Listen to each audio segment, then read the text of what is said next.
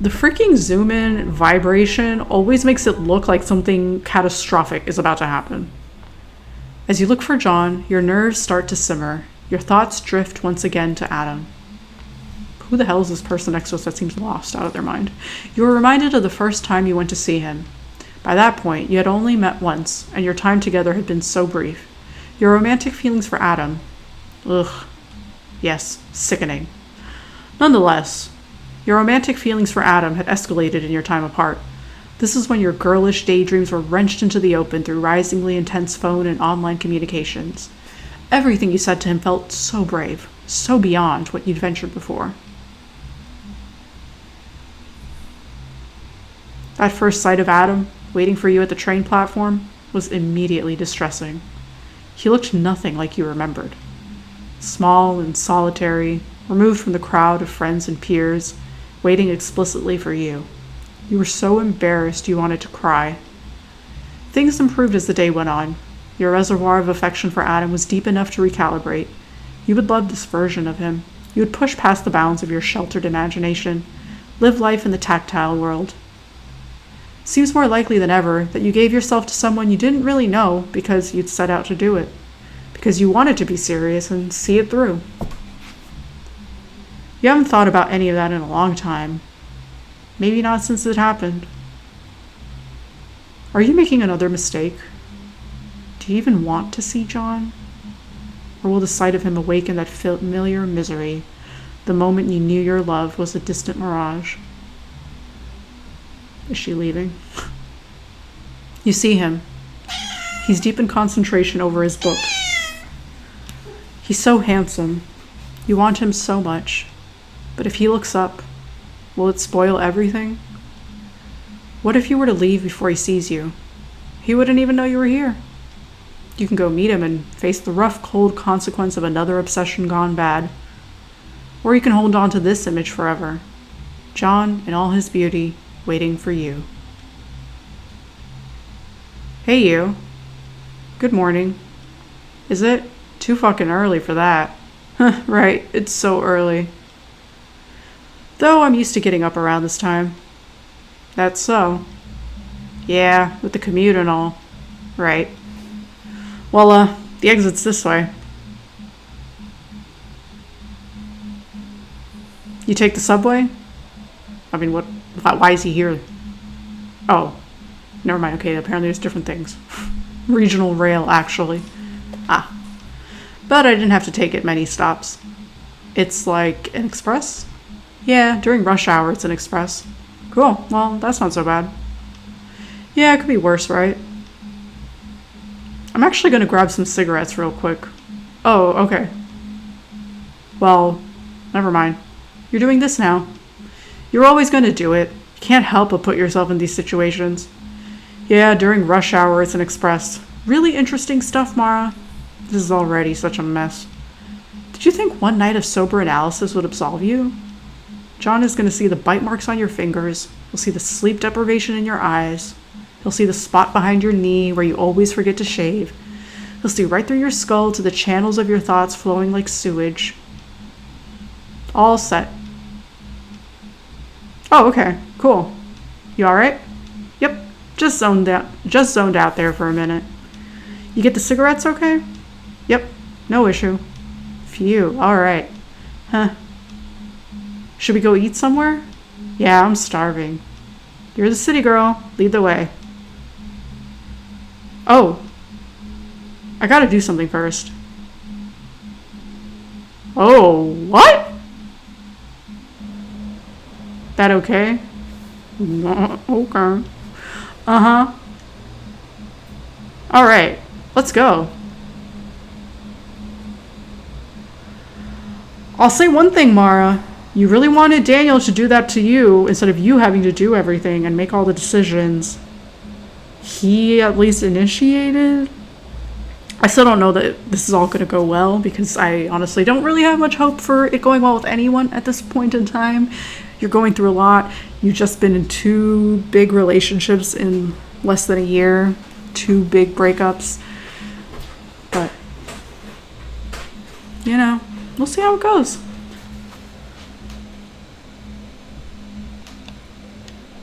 John Klein is the author of a newly released book, Problem Circus. He is currently on tour to promote it. With his next major event overseas, he is staying in the city for 24 hours. He has decided to spend that time with you. Recently, your relationship with John has escalated sharply. You've been caught off guard by how right and easy it feels. You wish he could stay for longer. You never want to say goodbye. Well, we'll see how this goes. Oh, man.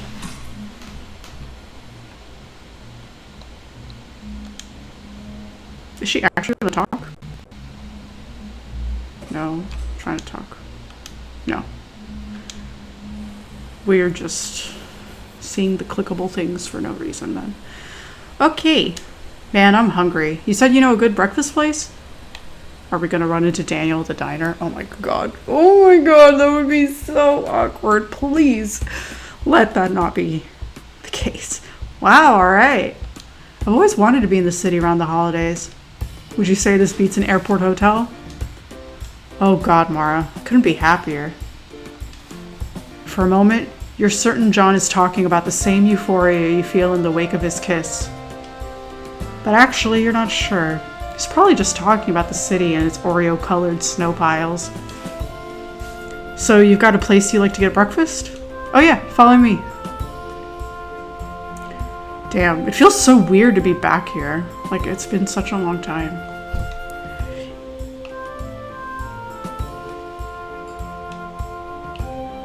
Good old Papaya Hog. The Papaya Hog stand is typically run by one guy, from cash register to boiling oil. He looks incredibly busy even when he's not.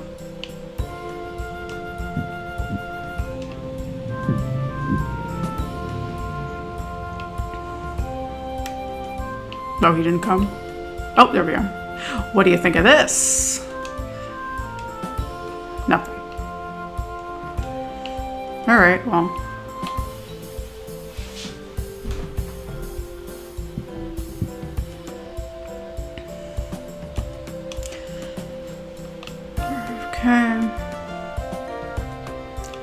This is the door to Daniel's second-floor apartment building.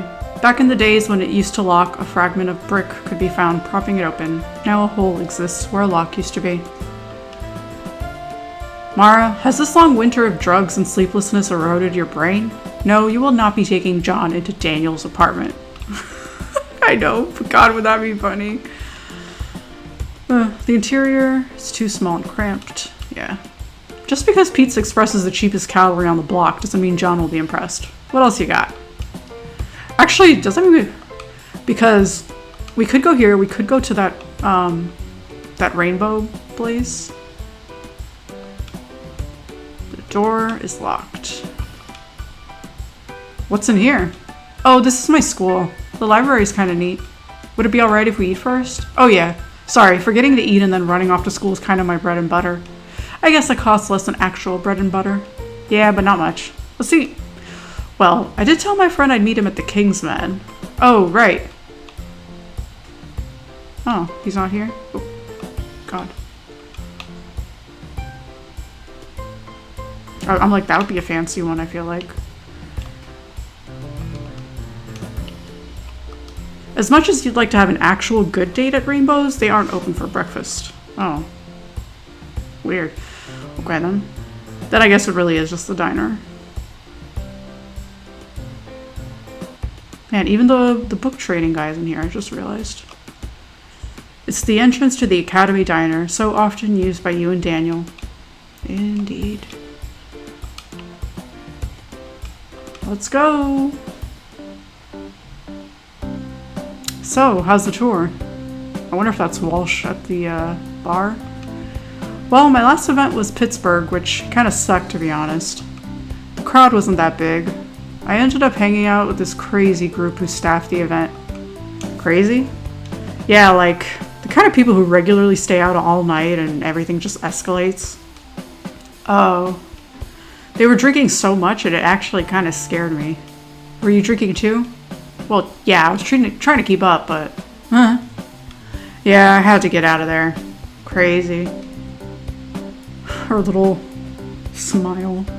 Chicago, though? Fucking blowout. So many people. Nice.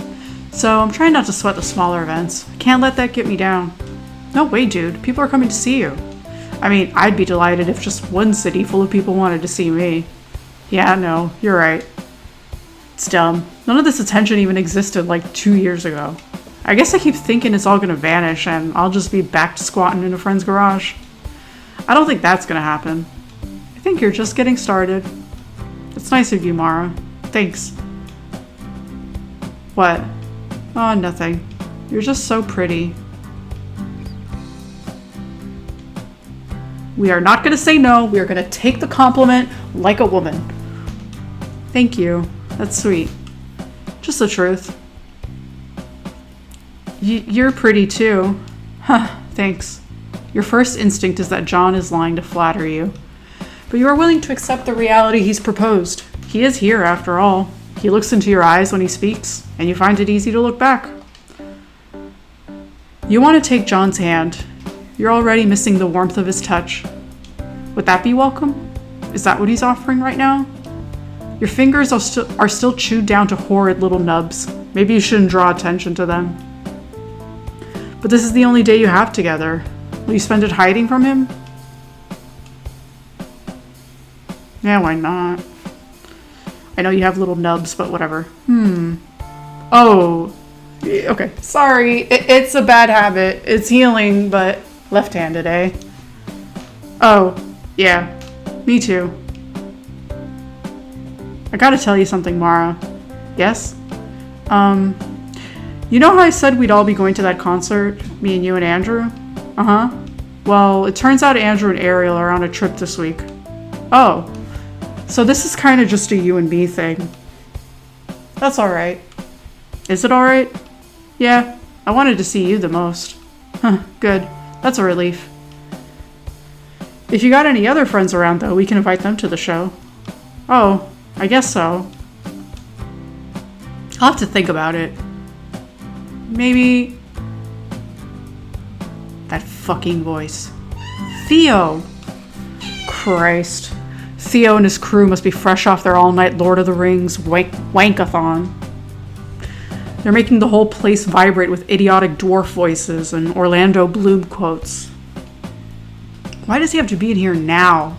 I mean, it's probably better than Daniel, is all I'm saying. Oh, wow. Damn. Okay. Sheesh. Anyway. I'm fine if it's just us. Yeah? Yeah. Alright, this will be fun. Very nice, John. I have to say, if it was, if it was Daniel, I can't imagine him doing that. He's, like, too easygoing. He doesn't like to stir things up. Well, what now? I should probably drop off this bag. Oh, of course. Where are you staying? Andrew said his place is right above the liquor store. Should be nearby. Okay, I think I know where that is. Oh, he lives really close. Here we are. There is seemingly a separate entrance for tenants living above the liquor store.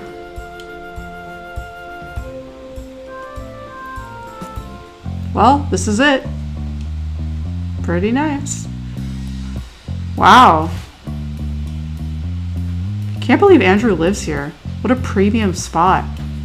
Ariel says it's rent controlled. They don't pay all that much. Ah, that's nice. I was gonna say, it does kind of suck having your bedroom, living room, and kitchen all in one room, actually, but rent control is nice. Oh my god. I'm seething with jealousy. And a cat! And we finally pet it! And look, even he's smiling. Oh, hey kitty. Jammy! I wonder if she remembers me. You've stayed here before? Uh-huh.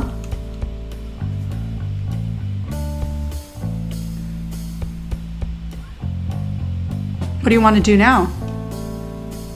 You're surprised to find nothing suggestive in John's tone. You kind of figured you were about to have sex. Oh, is there anything you wanted to do? Well, I wanted to say hi to a writer friend. He's over at the King's Men today.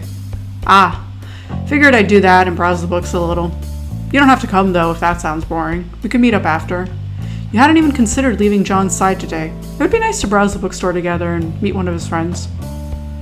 On the other hand, you do have some work to finish. This may be your one chance to submit that makeup essay to Perkins. Okay, in that case, sorry, John. I like you, but like I said, I'm prioritizing that essay over everything else. How would you like to spend this time? I need to get work done. I actually did need to get some work done. Oh yeah? You searched John's tone for disappointment or satisfaction at your choice, but find neither. But I don't want to cut into this day. No, your work's important. Don't let me keep you from that. Okay, thanks. It shouldn't take too long. I can come find you when I'm done. Sounds good. You want to work here on my laptop? Oh, I was going to go to the library, but I don't mind. You've got the place to yourself. All right. Good luck with your work, Mara. I'll see you in a bit.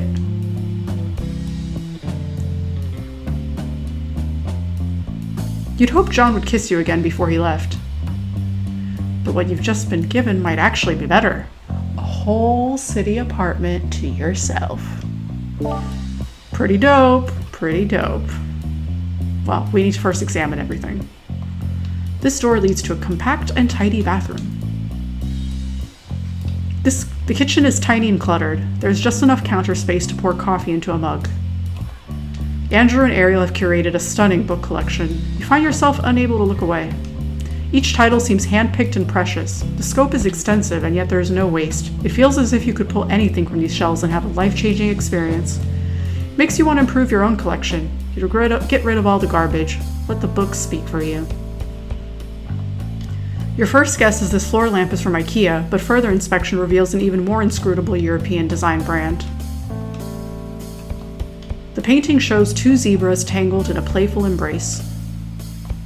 Stacked vertically are two original portraits of unknown young people, their gaze serene and indirect. A window looks out to the west. Its view is quickly obscured by the creeping of wild plants. The cheerful reach of this electrical plug is your only evidence of an expertly hidden lamp wire. Andrew and Ariel's marital bed is perfectly slotted into this corner, convincingly separated from the kitchen by a wall of books. It reminds you of your parents' bed.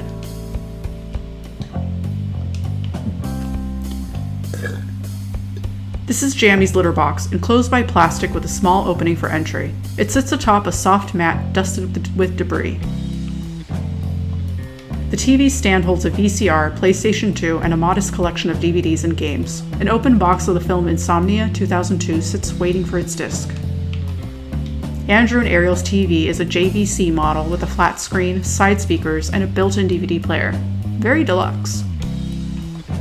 The design of this couch has clearly prioritized style over comfort, but you would certainly love to be seen working here in an author photo. Jammy is of average size for a cat and appears to be in his middle years.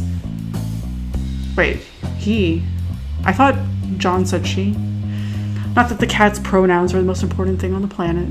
It's fine whatever way they want to be referred to. He is a handsome tomcat with a knowing look, not unlike your childhood cat, Sugar. Oh, Sugar. You wish your life could make space for another cat, but really, you just want your boy back. Not saying, of course, it would ever be the same as Sugar, but can't hurt to have another cat either. Having cats in your life is always good. To the tune of the Requiem for a Dream song? I don't know it, I'm sorry. Kitten, kitten, kitten, kitten, kitten, kitten, kitten, kitten, kitten, kitten. I'm like, okay. It's cold out there. You have no interest in opening the window right now. Start writing on John's laptop. Actually, wait, one more thing to examine. Or actually, a couple more things, maybe. This dresser is quickly being overtaken by Andrew and Ariel's book collection, which a wall-sized shelf can barely contain. You are wildly impressed by the economy and intentionality of Andrew and Ariel's apartment. Every object immediately conveys its use and meaning in this tiny space. The longer you look at it, the sadder it makes you. How you wish you could live in the city on your own terms. You can't even begin to know how. If only it could be yours somehow, you would never take it for granted. A heavy metal door separates this little room from its dim blue carpeted halls. The apartment's hardwood floorboards are old but well maintained. They appear to have recently been waxed. You're wildly... Oh, yeah. Okay. Now let's start writing. I have to examine every little thing, you know. Connecting to the internet is only minimally frustrating. John's laptop bag includes an Ethernet cable. From there, it's only a matter of finding the cable modem, which Andrew and Ariel have stashed behind the bookshelf. Once you're in, you navigate as directly as possible to the software you need on the laptop, trying with all your might to respect John's privacy. Oh wait, we need to read. I'm sorry, I just realized. Oop. We need to read first. Bartleby the Scrivener by Herman Melville. The short story of a Wall Street clerk who refuses to do what is asked of him. Novella and psychology. Alright. Bartleby the Scrivener is a short book narrated by the titular character's employer who works as a lawyer on Wall Street. Although Bartleby is hired for his sedate demeanor, he soon begins to refuse a rising number of tasks in his consistently placid manner. The lawyer is repeatedly disarmed by this, giving Bartleby the benefit of the doubt as much as possible. He even changes his own habits to accommodate Bartleby's refusal, all while pressure to act mounts from his peers and subordinates. Every attempt to encourage action from an increasingly destitute Bartleby results in the same answer. The lawyer repeatedly assures himself he's done all he can for this man, while knowing and acting with doubt that he hasn't. As the Scrivener descends into vagrancy, incarceration, and death, the lawyer ruminates with horror on Bartleby's bygone years handling dead letters, the burning, elusive sentiments of mankind that arrived too late. Sick. I think that one flew over my head. Sorry. But, now, let's work on it. Okay. Perkins is assigned a paper on the aforementioned book. He preferred not to write this paper, and this seems to have resulted in a failing grade. You won't be needing any topics for this paper. Ready to write? Yep.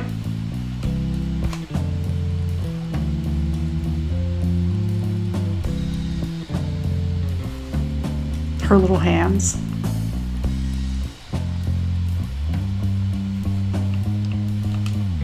You send off your essay to Perkins, along with a few more lines of apology. What a tremendous relief. Here's hoping Perkins holds up his end of the bargain. Glitter trash. Hey, asshole. Shit. John's IM account must have opened automatically. You'd better log out. You left your sweater here. This seems like a woman's username, doesn't it? I shouldn't be reading this. Nope, this is none of your business. You can't know this person's relationship to John from a few lines of text. You shouldn't try. This could be anyone. A sister, a friend, a mother even. Well, probably not a mother. At any rate, you can't disrespect John like this. You need to stop looking at his computer. Should you leave the message open? If you do, he'll probably know you saw it. But if you close it, he'll never see the message. You'd effectively be deleting it. What should you do? I would just leave it. I mean, nothing incriminating was said. Right? Just leave it open. It's not your place to close it. Besides, if this really is just a friend, it won't bother John that you saw it.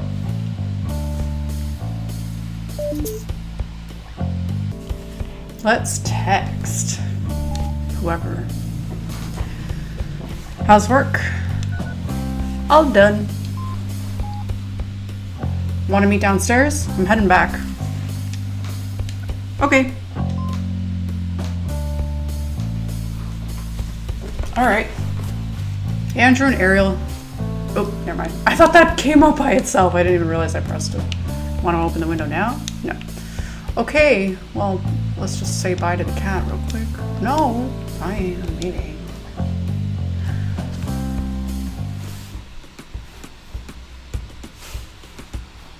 Hey you.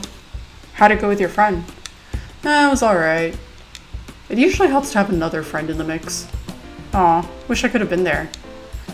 No matter. How's the apartment? Oh my god, John, it's awesome. Everything's so calm and tidy up there. I wish that was my life. Andrew keeps an orderly home. I'm sort of baffled by it myself. Guess that's why I'm single and he's married, eh? Huh, no. I like you just fine.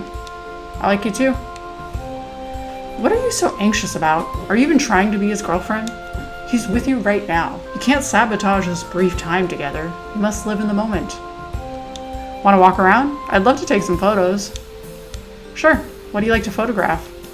Lately, I'm really into abandoned spaces, beauty and decay and such. I'm not sure what's like that in walking distance. We shouldn't go too far before the concert, I guess. Just show me whatever you like. Alright, let's see. I'm like, I have an idea, sir. Say, what's up there? Oh, it's an abandoned track. Looks like a forest up there. Yeah, pretty cool. Is there a way up? I don't think so. I've never seen one. Too bad. I bet the view's real nice.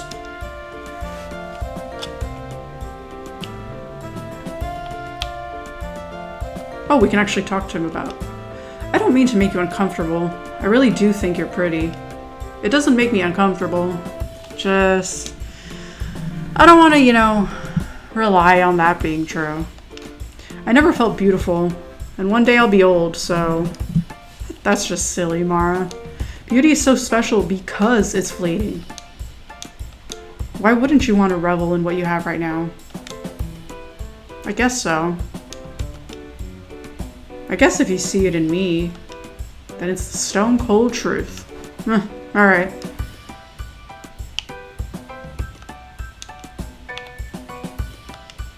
So, you and Daniel don't talk anymore, huh? No. The relationship ended badly. We're not friends anymore. You kind of lost 2 relationships at once. Yeah, I guess so. It's pretty fucking painful to think about. Well, it worked out the way it should have, right? You'd still be together if you were supposed to be. I guess so. You can't help but find this rich coming from John, who made a pass at you while you were struggling to keep the flame alive. Despite your best efforts, you're still stung by this.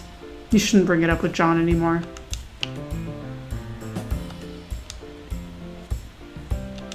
Oh yeah, I remember her from the party. Real artsy type, yeah. Oh. If you can think of a good spot to take pictures, I'd love to see it. Too bad we can't get up to that overpass. I bet the view's real good up there. Okay. You feel as if you've gotten enough Adam out of your system these past few days. You don't want him haunting your limited time with John. Oh, come on, I'm trying to... Yeah. Can't say I know him, Mara, but my recall is slipping since the tour began.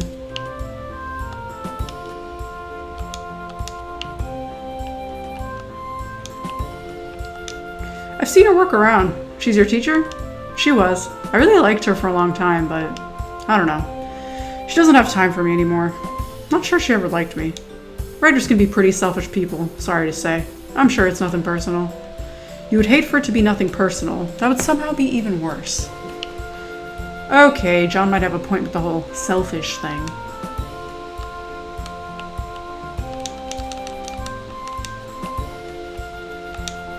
I guess I'm a little relieved we're not seeing Andrew and Ariel. How come? I'm kind of self-conscious about glomming onto their plans. Oh, that's right. You thought Ariel didn't like you. Yeah. But after you left the party, she was saying how sweet you are. What? No, she wasn't. For sure. She liked you a lot. That doesn't sound true, John. Are you sure? Totally. I mean, I'm pretty sure I'm remembering it right. John seemed so confident just a moment ago. Now he seems to be calculating what to say next. Is he lying to you? You can just be honest. I am being honest, Mara. Really, I am. Okay. And besides, it's not worth worrying about that. No, you're right. It's not. Let's talk about other things.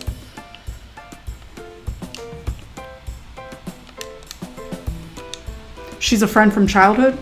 Yeah, the only one I have, really. I love her. That's nice. I got a few of those back in Tennessee. Do you see them a lot? I'm suddenly now like, wait, does he have a southern accent? Have I been voicing him all wrong? Not that I've really been voicing anyone with unique voices, but... I'd see them a lot until recently. Been living in different cities, traveling with the author career. It does explain why he keeps taking off the G's on a lot of words.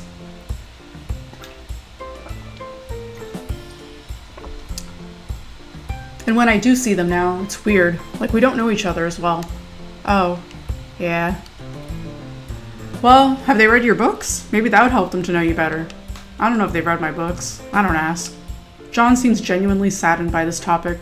Perhaps you should discuss other things.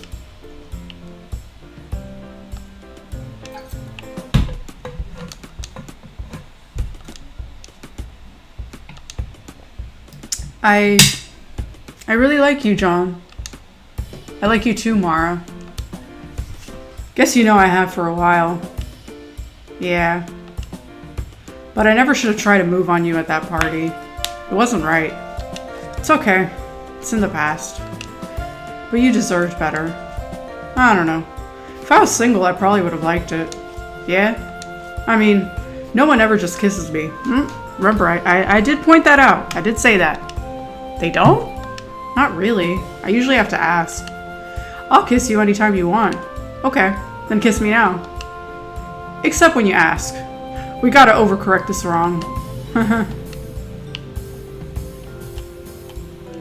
I realize we're not even facing each other, so I'm gonna face him. Because I was like, she's talking to the other side of the street. You seeing your mom for the holidays? Yeah, Hanukkah overlaps with Christmas this year, so I'll be home all week. Oh, you're Jewish. I didn't know that. Yeah. You're in good company in the literary world. Yeah, and in movies. Wasn't gonna say it, but... And in television, in comedy, and radio, and comic books, and... Alright, you're making John uncomfortable. Save it for the family kvetch session.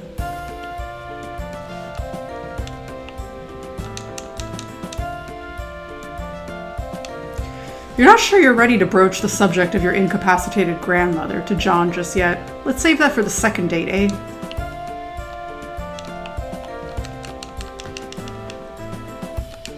Hey, thanks for telling me that stuff about your father. I was feeling down about my own dad, and I don't know. Made me feel good that you share it with me. I wondered if I'd said too much. Nah, I like talking about stuff like that.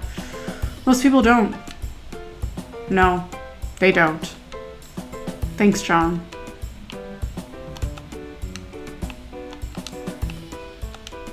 Would you ever want to live in the city? Not really. I have fun visiting, but it's too loud for me. I don't know how anyone gets a minute to themselves here. It's not that hard. You just have to tune out the crowd. It's not the kind of silence I need. Ah.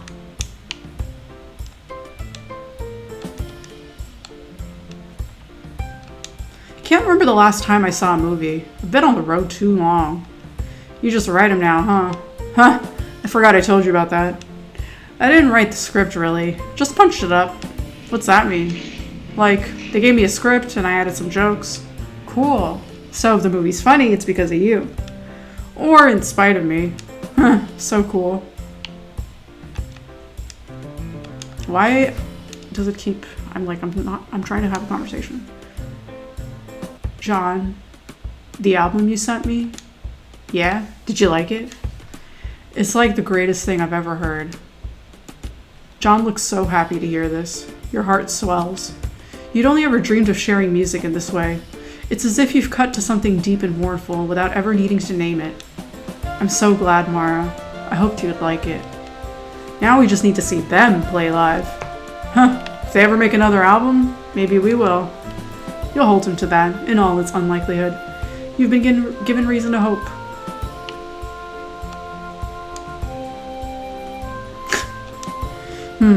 It's funny, but since you and John started speaking more intimately, you have never once talked about sex. You wonder if John is as nervous as you are. Surely he wants to do it, right? If you brought it up to him, he could potentially dissuade your doubts, break the tension. But to your surprise, the longer the tension holds, the less you're bothered by its discomfort. You may even be enjoying it. What could he be thinking about?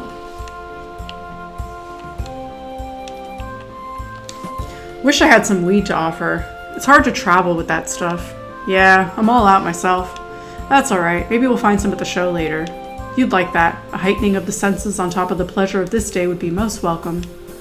But, you know, I could go without too. It's not that important. Yeah, same. It's not important for me either. Unless... Aw, Mara, don't get me started. It's kind of the default place my mind goes. Like the refrain after every verse. Yeah. Like every happy thing comes with this remote hope. This feeling that maybe it won't happen. And then I descend back to the truth.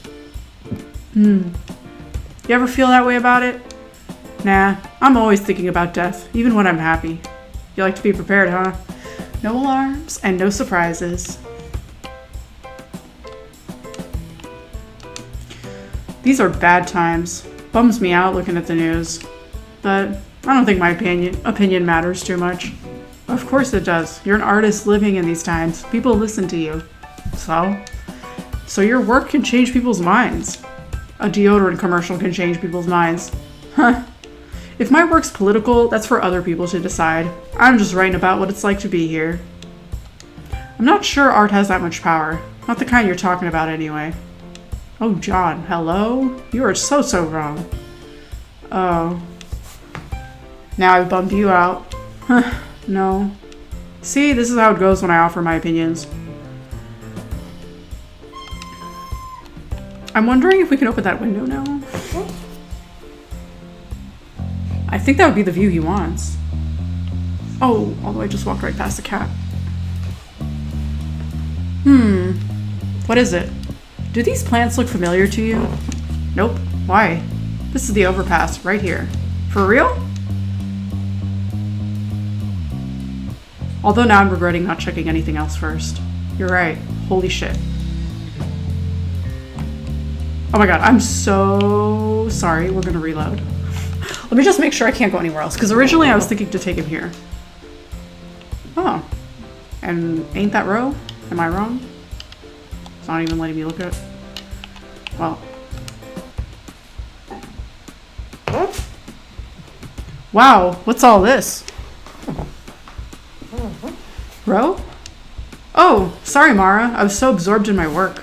That's a lot of canvases. Yeah, I'm planning it with some urgency. Rosetta, you remember John? You realize that up until now you have not told anyone about your involvement with John. I mean, how would you be telling anyone? It's literally just started.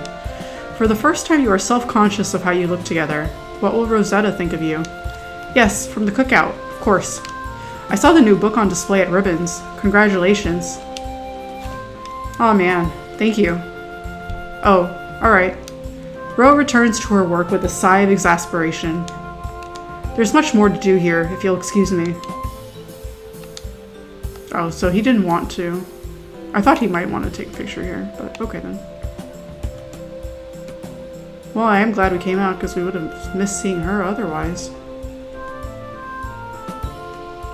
He is off in the distance.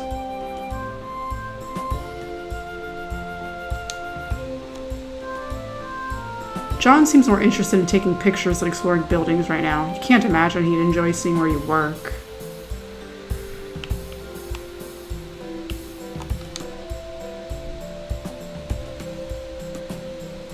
Yeah, I was already in here while you were working. Oh, right. Good shop, though.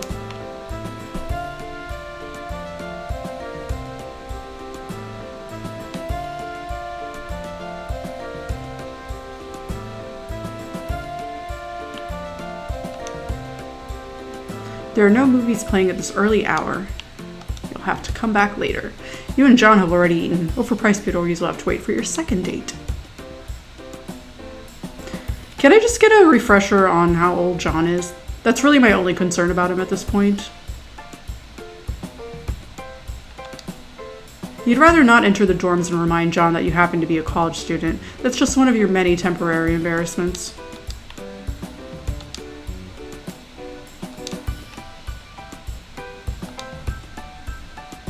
You already ate here with John today. You're not starved for fun yet, are you? Or, sorry, you're not starved for fun yet, are you? Weird O'Malley's is closed during the day, and even though John could probably get you in later, the thought of entering this bar with him is kind of a drag. You've got bigger plans tonight. Now that you're here with John, you won't be needing the train for a good long while. Letting her talk about every place. You didn't want to go in there, did you? Oh, right. Nah. You're certain you can do better than Papaya Hog. You're trying to show John the best the city has to offer. Papaya Hog only meets that criteria after 10 p.m. The door is locked. Patchwork Barbara's is closed during the day.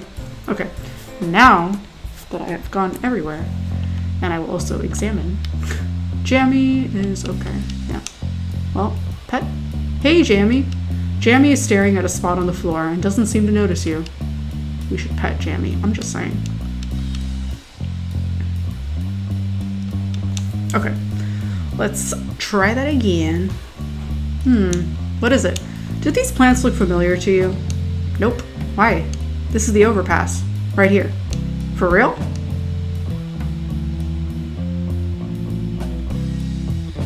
You're right. Holy shit. Wow. Okay, maybe not. These city windows can get pretty gunked. It smells pretty fresh. I bet they painted over the whole window not long ago. Think we can unstick it?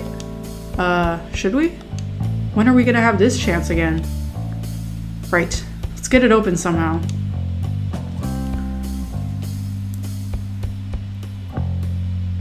Well, we don't have anything, right?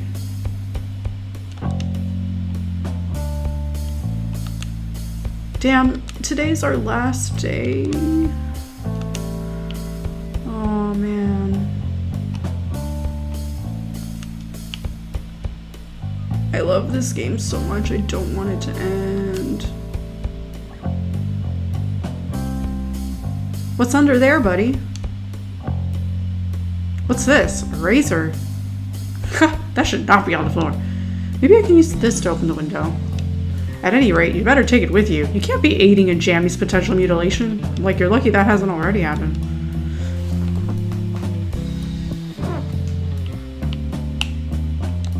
You found this razor under the refrigerator in Andrew and Ariel's apartment. It's a bit dulled and rusty, but might come in handy.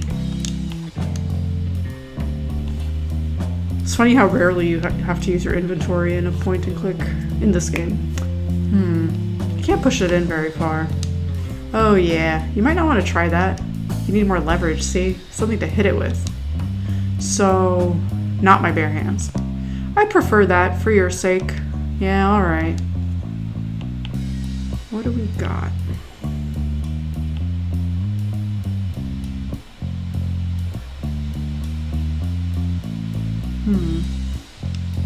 There's got to be a way to pry that window open. We need something sharp to break the paint apart cleanly. We'll also need something to hit it with so we're not jamming it in with our bare hands. I feel like we're not going to find it in here. Maybe Rosetta?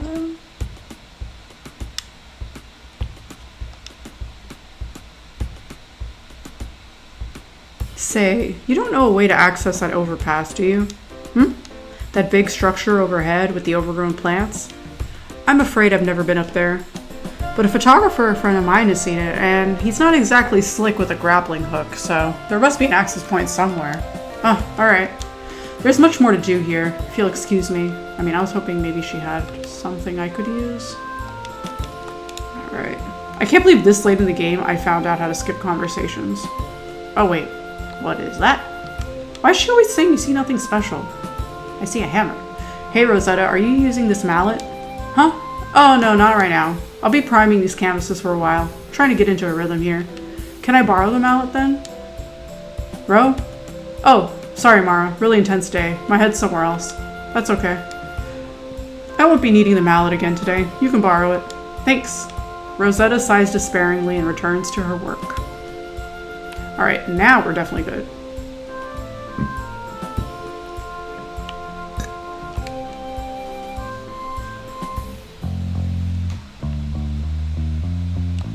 Rosetta lent you this mallet. It should hopefully do the trick for opening that window.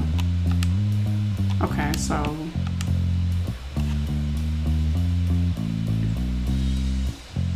Alright, let's try this. Oh crap, I lost the razor. Dang. Maybe you've worn it down enough?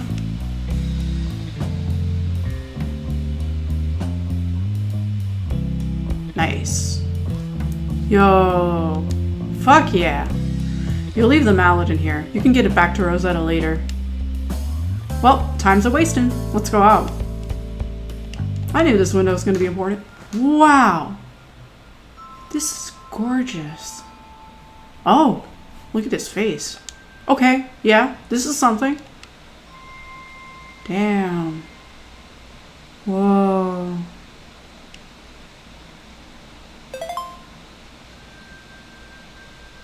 Oh.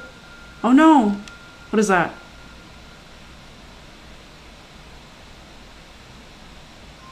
Oh, her phone? Can you believe this?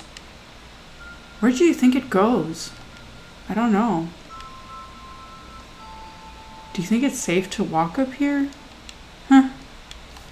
What? You're surprised to hear John being so risk-averse. Everything you've learned about him suggests he's up for an adventure. Nothing. Just that we've already come this far. We should just go see. You're right. Let's see.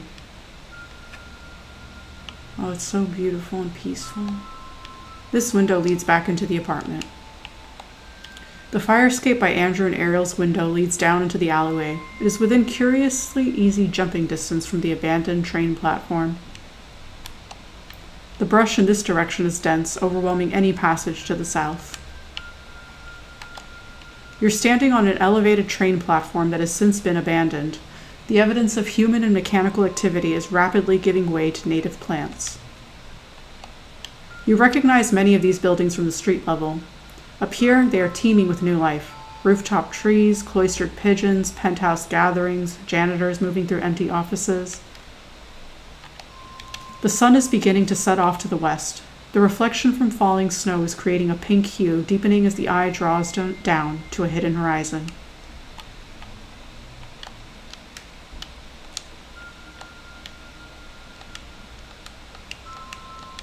Say, is your phone alright? I don't know. It's not turning on. Shit. Thought I beat the 5-second rule. Haha, you tried. Well, it's probably just got some water inside. Leave it off for a few days and it should dry out. A few days. Easier said than done. Damn.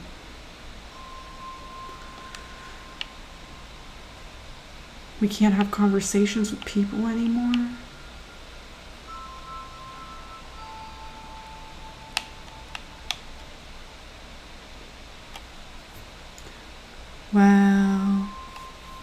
Well, this is the life.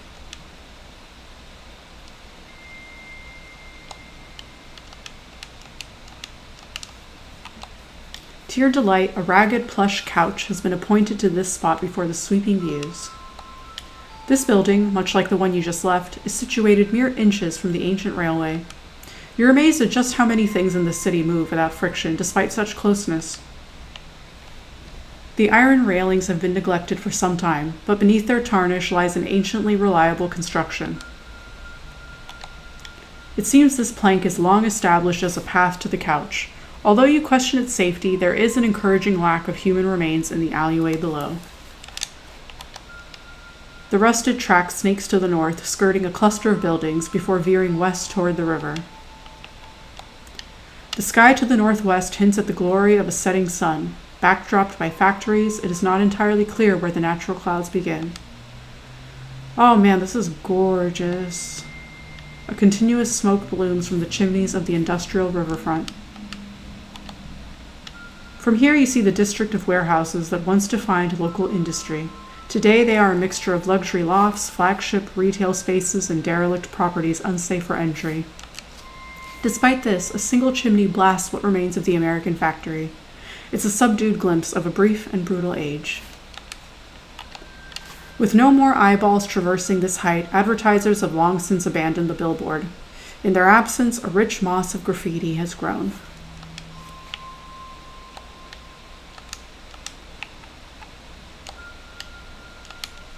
Nothing special. What is here? Ooh. Huh? Whoa. Okay. I don't know what I'm doing. You are already satisfied with your work. I just took the snow off, I guess? But I see nothing special. I don't understand, but okay. I mean, okay, if I go forward, what happens? It doesn't seem like John is done exploring this part of the tracks. You should wait for him. Okay, then I should talk.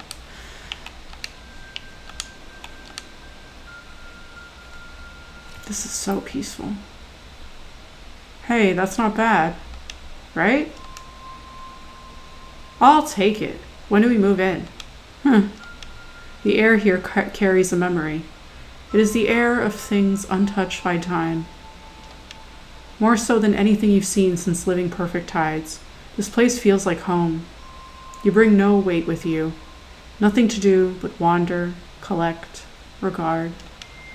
Your precious island has never left you. It exists wherever the earth stands still. You wonder if John feels it too.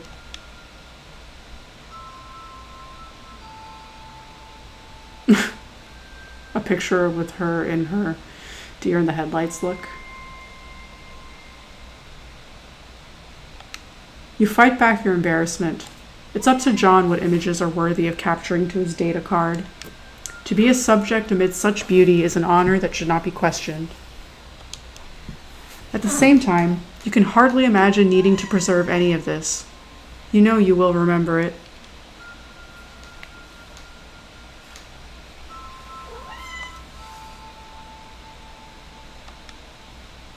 Again? Yes. That's nice. Alone on the couch achievement. Feels good, man. Third one for good luck. Alright.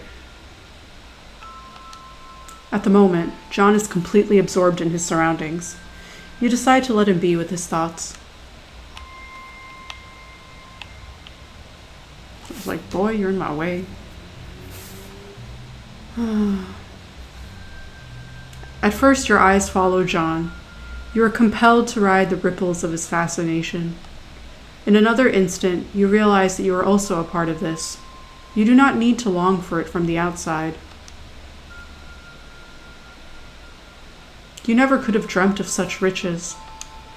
There is so much more you want, and yet it's already so much. If you never had another day, Dayanu. You are not a separate piece from the natural world. The spark animating your brain is primordial as thunder. You are the latest in a rare and marvelous dance of atoms. The sky beckons without judgment. It wishes to hear what's on your mind. I mean, we did just mention home. As a child, you couldn't wait to break free from home, but now it seems you're searching for it again. Is home nothing more than a place from the past? The sky is so constant, yet so endlessly surprising. Each day you look upon it with fresh eyes. Surely there is a home within you, waiting to be known. What else is there in the clouds?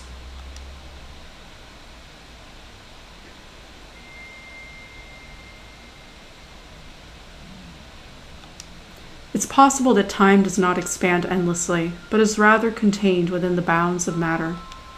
If this is the case, our world and our existence within it is preserved in a sphere, a snow globe of sorts, shimmering for eternity. Although our minds perceive time as linear, it's possible we are living every moment at once, and always will. Do we not owe it to ourselves, then, to slot in the finest bits of life wherever they can be found? In this way, can beauty not be everlasting?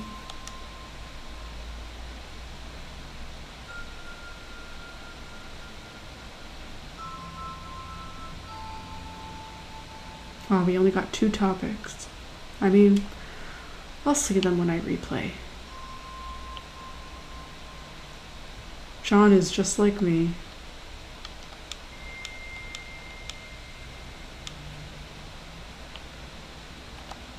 Even in a dormant state, these dry branches appear to be reaching toward the river and its grand panorama. You've reached the end of the tracks. It's unclear whether this section was intended as the terminus or was simply never completed. Not that it matters. What purpose could be more deliberate and fully formed than the path you have just walked? These weathered planks look like the remnants of age-old construction, or perhaps more recently, a rescinded skateboarding dream. That would be cool. These railings are distinct from the ones you've passed, suggesting they were added more recently. A fair number of visitors have carved their names into the brittle layer of paint. You have only now become aware of the rich cumulus mediocris in your line of vision. It rests meringue-like, just past the river, on a dense but rugged city. Heavens burn through haze in one last longing spectacle of the dawn.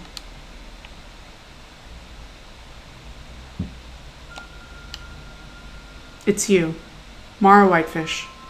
You're 19 years old and trying to make something of yourself. From the moment he kissed you, John has filled every corner of your thoughts. You can hardly believe he's here and he wants to see you. Just days ago, you were barely alive, a grotesque homunculus in a fetid bog of sweatpants. You never want to go back to that. You mustn't. You now know better than ever what you can be.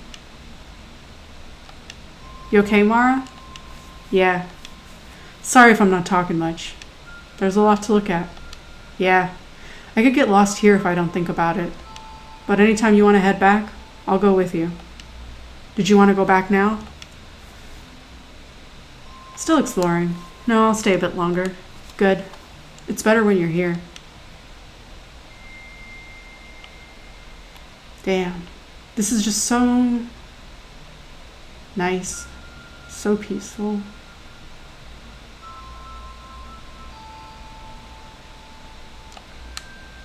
But we can go back. Yeah, I'm getting cold. Alright, I'll go back too.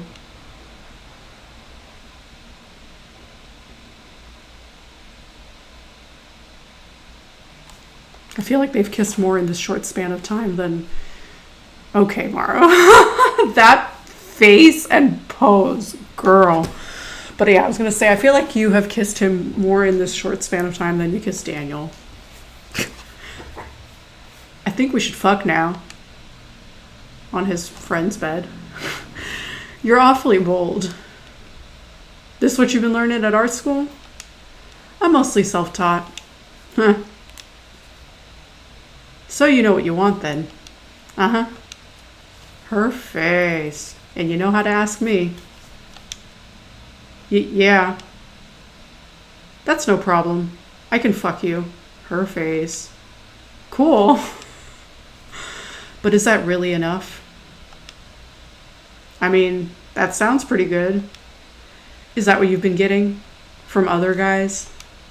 I'm like, what is he thinking? Where is he going with this? I'm a bit frightened. Well, it usually isn't that good. Like, they can't seem to understand what I'm looking for. If they even care at all. That's too bad. You really should expect more. You deserve it. Okay. I'll try to. You got a lot of words in that head. Yeah.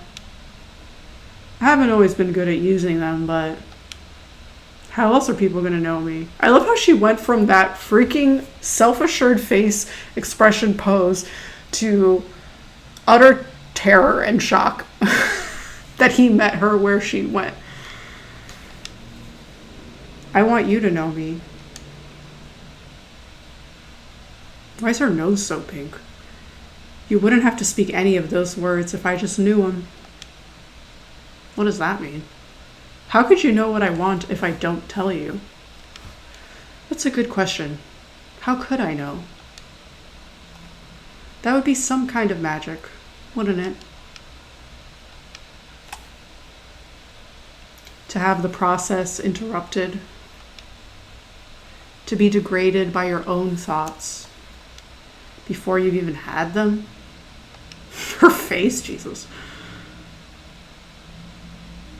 Relax, girl. Okay. I'm relaxed. You're perfect, you know? If this is what you want, you just say so. It's what.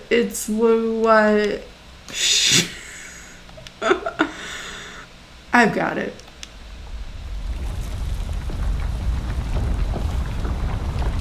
Oh my god. Getting to see the motherboard. Oh, thank god. I was like, do not tell me that was the end of the game. You find yourself disoriented by the cool mattress and well-worn blankets. But the sight of John brings you back to Earth. You could be any place at all, and you'd feel at home. This freaking music. The aftershock hums beneath your skin. This is heaven. You have not been this comfortable, even in your own bed, in some time. Well, what time is it? Not that late. We can still make it to the show if you want. If I want? Of course I do. Jeez, John, the concert was your whole reason for meeting today. Though admittedly, many things have conspired to bury it. Well, you know, we've been running around and all. His face. Thought you might be tired. I'm wide awake. Oh god. In your half-sleep daze, you thought you'd missed it. You thought this day was over. The whole night is waiting. Thank god. I almost had a heart attack too. Andrew, did I really just click that again by accident? My god.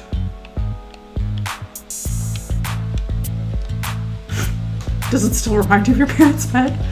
You don't have time to go out again right now. You have to get to the concert.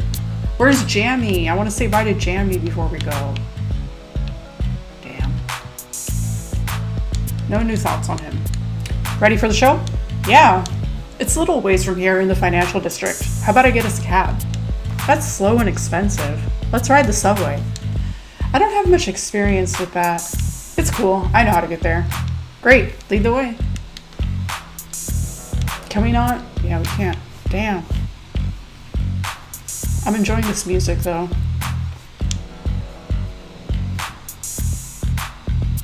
Oh, we still keeping it. Oh my god, did we? Wait. The mallet! You'd better head to the train station. The concert won't wait for you.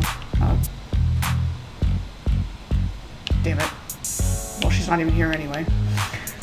I'll just have to give it back to her another time, I guess.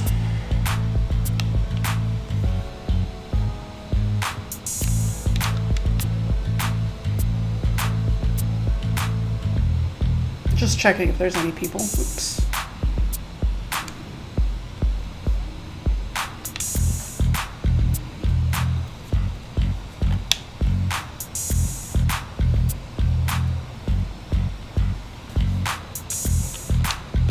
I want to see a movie, actually. Can we do that? No, apparently not. That would be wild. Oh man, I just realized, are we gonna have a similar mini game, rhythm game, like we did for the other concert?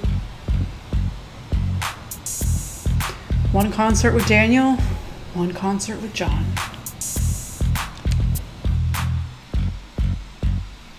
Even as you navigate the freezing subway platforms with John, your body glows warm.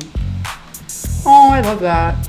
John is silent for much of the ride. For minutes at a time, you become lost in the details of his clothing, the contours of his neck, the flashing and dropping of his eyes. When you meet his gaze, he lights up, almost bashfully, before returning to his thoughts. You don't need anything more than this. Small piece with another in a turbulent world. You followed a distant glimmer into sunlight. You were brought back to life by its power. There is no need to fight anymore. What you feel is the truth. Pyrodoma. My god. You've only heard tell of places like this in the city. You can't even see the end of the room. This apartment takes up the whole floor. Ridiculous, huh? Do you recognize anyone here? A few, yeah. If John knows anyone here, he doesn't seem enthralled by their presence. He looks almost as uncomfortably shifty as you. I see the bar over there. Want anything? Oh, sure. Whatever looks good.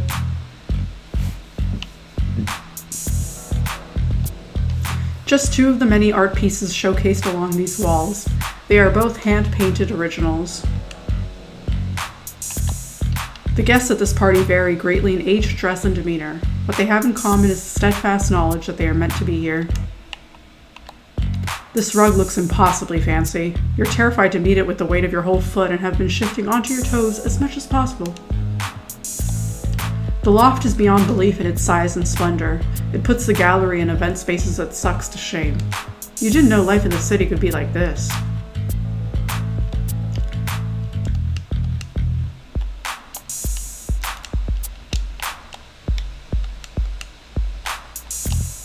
A full set of instruments have been prepared against this wall. The band can't be playing right in this room. Can they?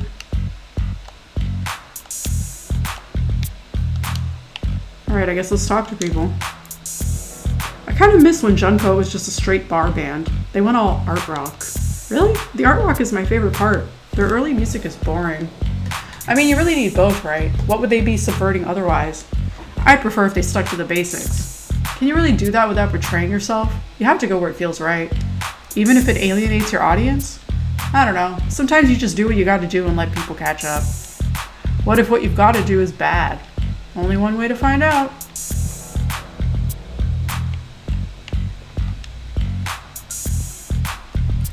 Junko's lyrics were never political. Now all of a sudden they're playing anti-war something music. A band doesn't have to be explicitly political in their lyrics. They can still hold ideas or ideals.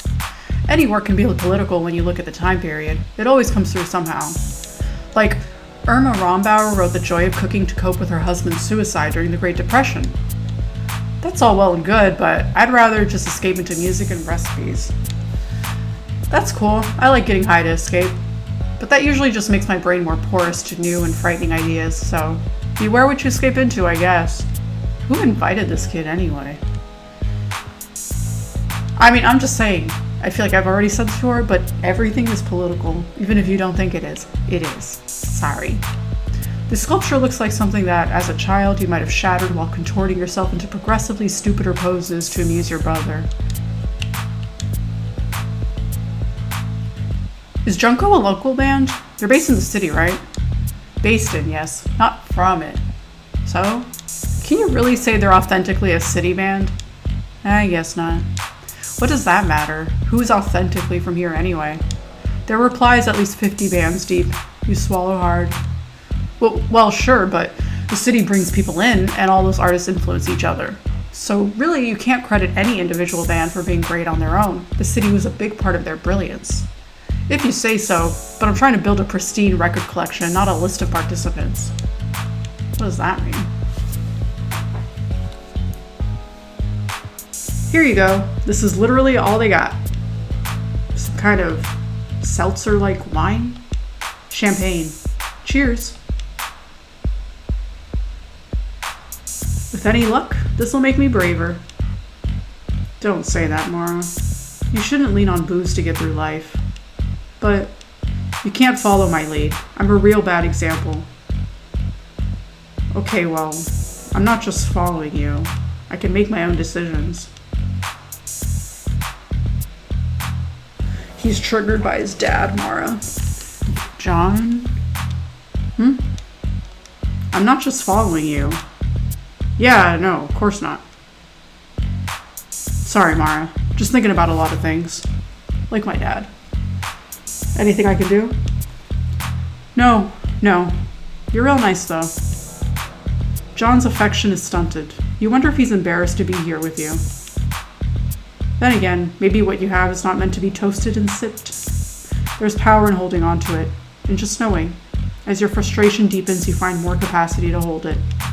I think the band will be going on soon. To your surprise, you've briefly forgotten about the band. Nice. I wonder what they'll play.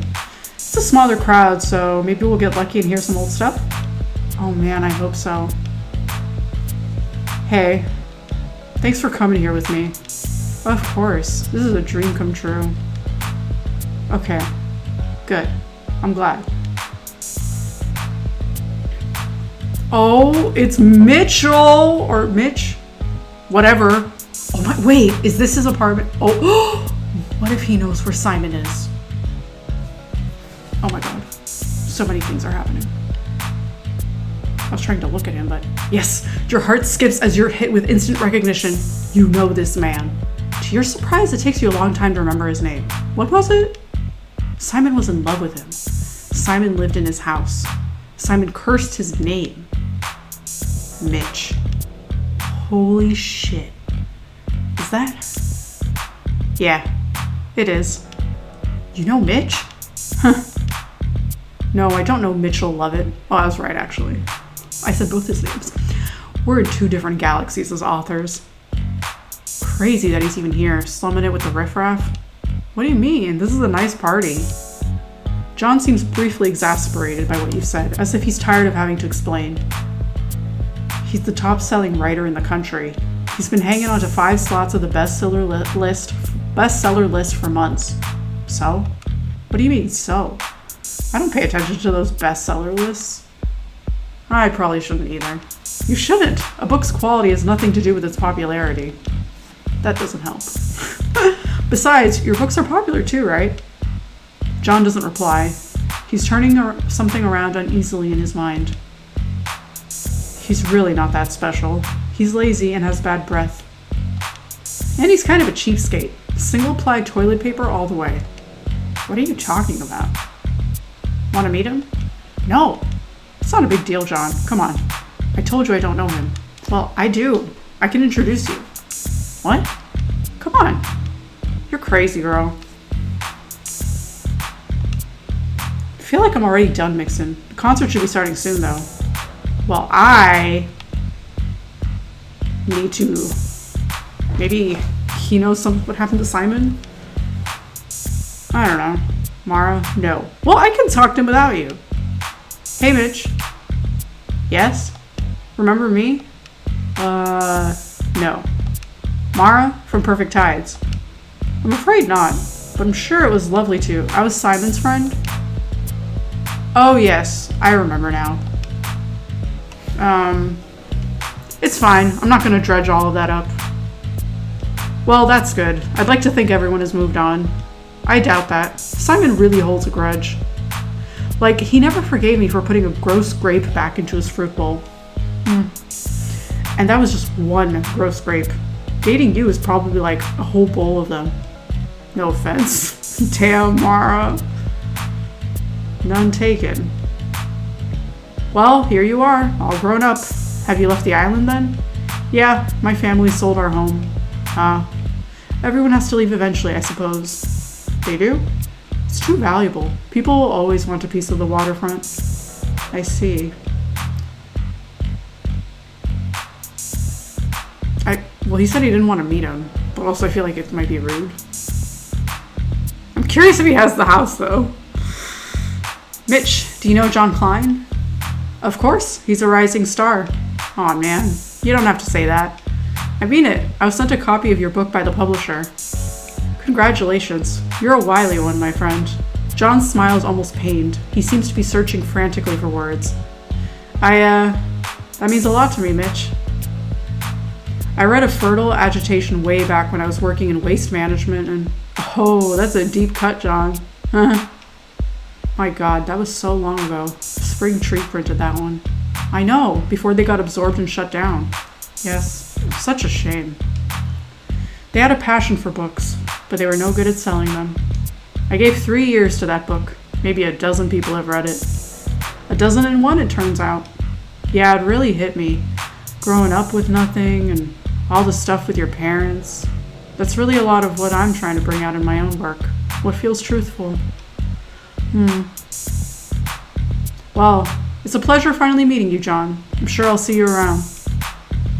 And good to see you again, Mara Whitefish. And you'd better remember that name, Mitch. Oh? She's not one of these trend-sniffing academics. She's the real deal. Are you now? Yep. I'm not gonna be a little pathetic wuss in front of Mitch, who's a fucking plagiarizer.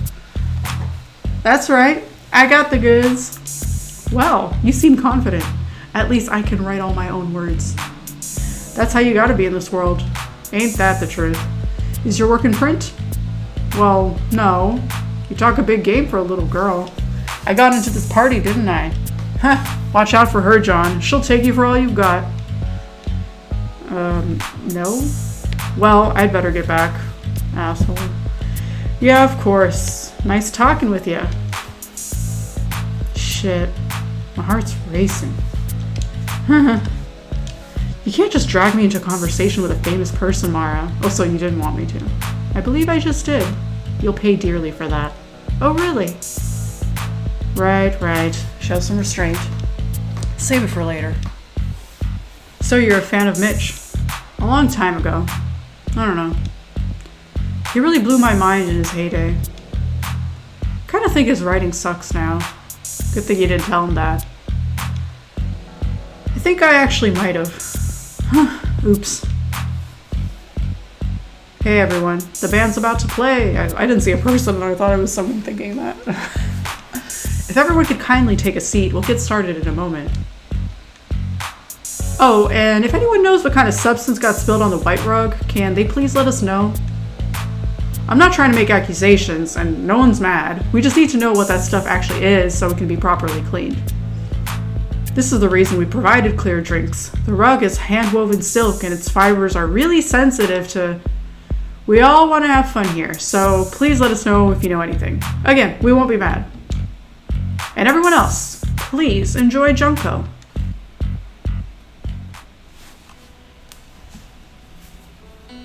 You realize, dumbstruck, that members of the band were among the partygoers all this time. The intimacy of the moment floors you.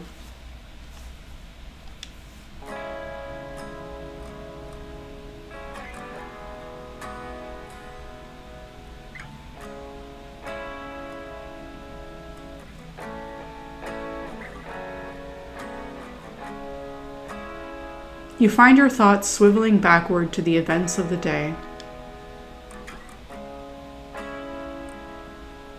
Your legs and feet are aching from hours spent wandering in the cold. How you longed to be here. You imagined this moment in so many different ways. But just as it begins, the event that set this entire day in motion, you want only to steal into bed with John. You signal your impatience. He understands.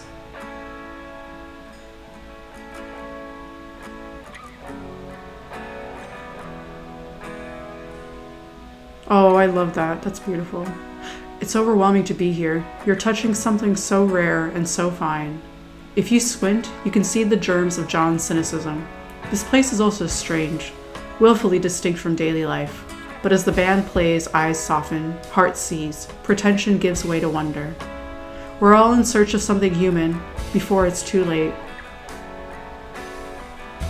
Isn't it enough to be human and disappear? Another gorgeous shot. You would give it all up, wouldn't you? For the caress of tender hands, the lullaby of a beating heart. Your ambitions are so frail by comparison. Damn it. You set out to do so much. You once wanted to be remembered, to write words that would transcend this brittle form. You knew you couldn't glimpse eternity by mortal deeds alone. The fact is, you've shrugged at every opportunity for greatness. You had other things in mind. This year could have been some kind of turning point. My God, you're such a fool. You merely fell in love again, and again, and again, and again. Oh, this song.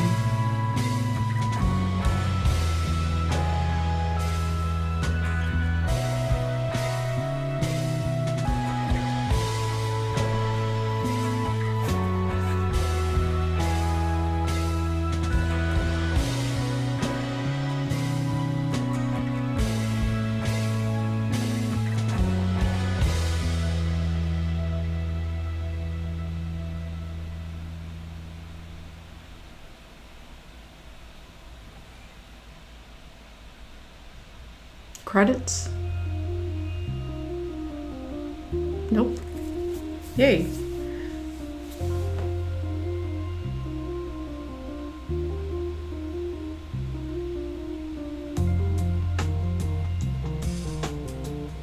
Sorry to wake you. I wanted to let you sleep. It's okay. Your flight leaves so early. I like to give myself a lot of time. I get all nervous about it otherwise. Oh yeah, that makes sense. You didn't expect it to end so fast. If only you hadn't slept. If only you were on a lighter flight. This can't be it. You're not ready to say goodbye. If only. You feel it rising in you. The panic you were sure you could control. I can come see you off at the airport. No, you sleep. No one's coming back today anyhow. You don't have to rush out of here. Just chill, yeah? I left the rest of my cigs on the desk for you. Ah, thanks. I'll miss you.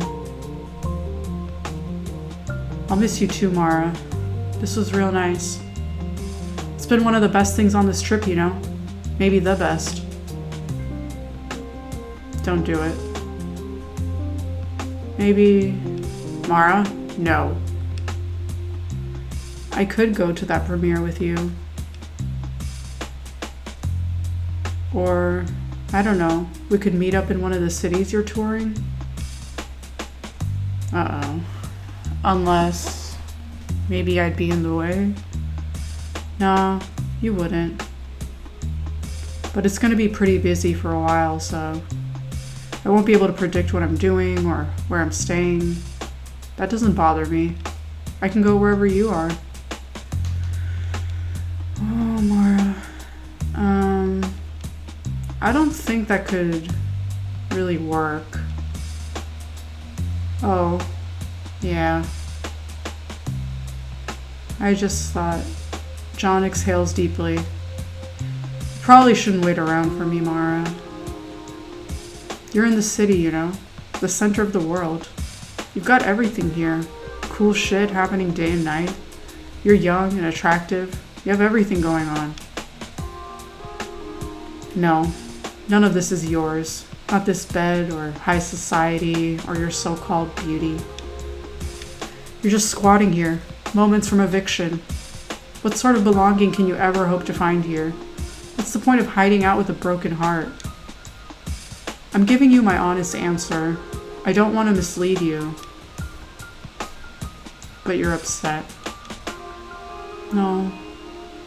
I mean, I get what you're saying. It's just that I didn't know that's how you felt. I didn't know yesterday. I thought I laid it all out for you. I thought you understood. I can't just... I don't know. Is there something else you were looking for me to say? Did you really fail to see what this was? Also, sorry to interrupt the moment, but the music, I really like the song. It's kind of got a trip-hoppy vibe. Did you really fail to see what this was? Maybe you were ignoring the obvious. Maybe John was trying to tell you. I mean, damn. In like 12 hours, you kissed like 3 times, 4 times, I don't remember. For the very first time, might I add. You had sex at least twice. Does he really want to be honest? You may never get another chance to find out. What do you want to ask him?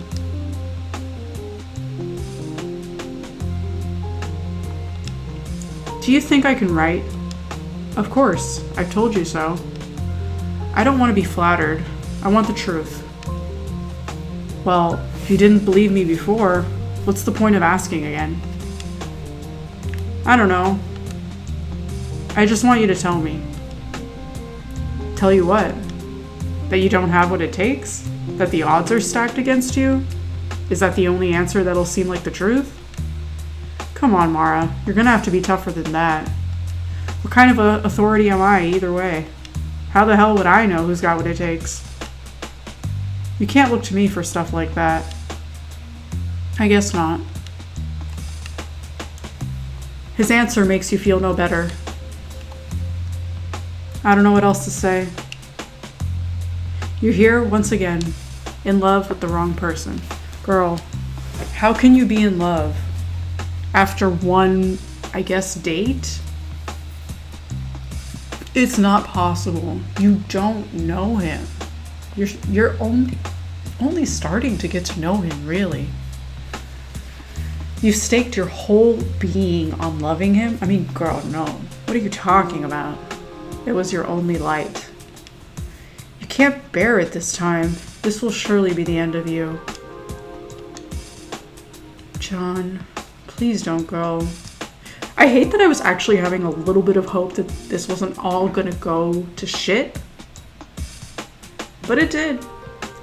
And boy am I the fool, just like Mara. I mean, I didn't think they were gonna be in love this night or anything, but I thought, oh, you know, maybe he's not a bad guy.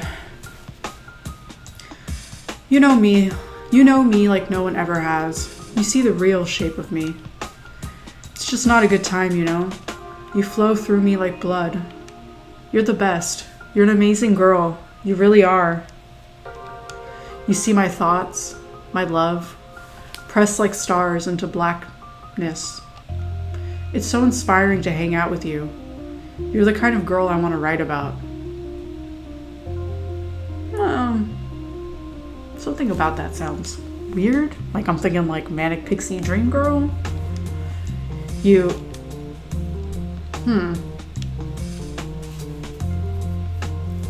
know me, don't you? Or are you just really good at guessing? I mean, he can't know you. You don't know him. You just started again. No, you know me. I guess I am cutting out pretty early. I don't want to leave on a bad note like this. It's alright. It doesn't seem like it is. I can stay a little longer if it makes you feel better. We could have sex again if... Oh, that's real rich, man. That's real rich. Coming from you. After all of that, we could have sex again. Like, that's gonna resolve everything. Kidding. Yeah, he was not kidding. His fucking face. No, thank you. I wasn't serious. I really gotta go. He was serious. Yeah. He was so serious. Damn it. I should have gotten a trim. Fuck. The next week's so fucking busy. No rest on travel days, interviews in every time zone. You wouldn't believe how many people depend on me. Like, people lose money if I blow a deadline or miss an appearance. Real money. That's crazy. You gotta hold on to these years, Mara. The years when you're practically weightless, when you can really move around. It just gets harder all the time. The burden of everything just grows and grows. Before you know it, you've got a mountain on your back. Interesting. Those lines under my eyes, they're new. Very cool angle and shot and all that. Oh, she suddenly had the shirt on. Oh, I love her expression, her pose. I didn't look this tired last year.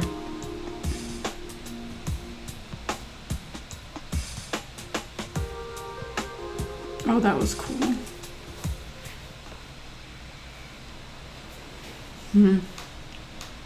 There he goes. You waited in the apartment. You thought he might change his mind and come back. Of course, that never occurred to him. How could it be possible? The way he looked at you, the way he held you. How could someone who sees the world so vividly, who recognizes and recounts such beauty, be such a craven, self-centered liar? Gosh, what kind of authority am I? I don't know who's got what it takes. Coward. Pathetic.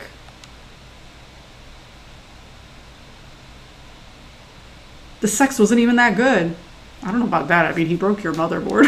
Yeah, I'm like, I'm sorry, don't lie to yourself. I mean, we never saw that happen with nobody, okay? Yes, it was. Yes, it was. Her expression. Maybe you should have done it one last time. Oh God, why did you say no? Maybe you could do it again sometime? He doesn't need to love you. You'd still love him. So much. You have no dignity at all, do you? You don't want to be dignified. You don't want to be mad. All you want is to want. And you've got that, don't you? Yes. You've got that. It's all right. You don't need to be unhappy this time. Because this is real, whether John or anyone else knows it. It's always been real, the primordial thing that brought you here. You are left wanting, as you've always wanted, the endless, incessant wanting that pulls you from station to station. Oh! Name drop. Perfect tide, station to station. It cannot be taken from you. It will move you forever, undiminished, to your last breath. And you can't take it from anyone else. Their love will drive on without you, adamant and discerning.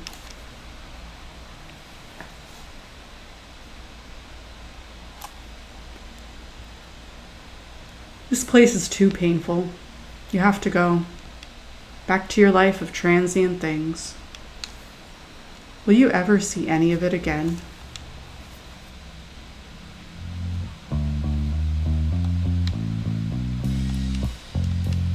You've carefully reclosed and locked the window, making it seem as undisturbed as possible before you leave.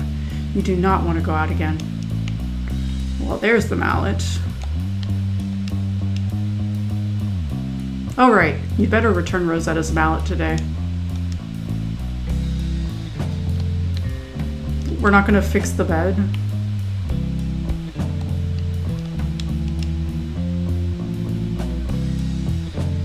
You're so sweet. You're probably this sweet to everyone, huh? Guess I'll see you around.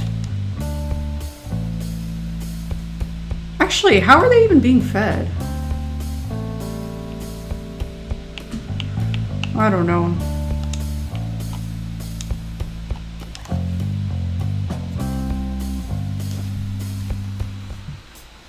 Your phone still won't turn on. You realize guiltily that you haven't talked to Mom since you left for the city. She's probably waiting to hear from you. You're bitten by the fear that bad things can happen at any time. If there was an emergency at home, you'd have no way of knowing. No, you can't do that. It's not like thinking about it is any sort of protection. Maybe instead of wondering, you can find some other way to contact Mom. Yep, the payphone on the street first. Let's see if she's here. No. It looks like Rosetta isn't here. That isn't surprising. She seemed pretty busy yesterday. Oh well, you can just leave the mallet with the rest of her supplies. Oh, I guess that works. Normally you'd be relieved to fulfill a task without any conversation, but right now you wish you could talk to Rosetta. It's probably for the best that she's not here. You're not sure how you'd sum up the past day. You'll see her in the new year. She is your friend. You don't have to worry about that.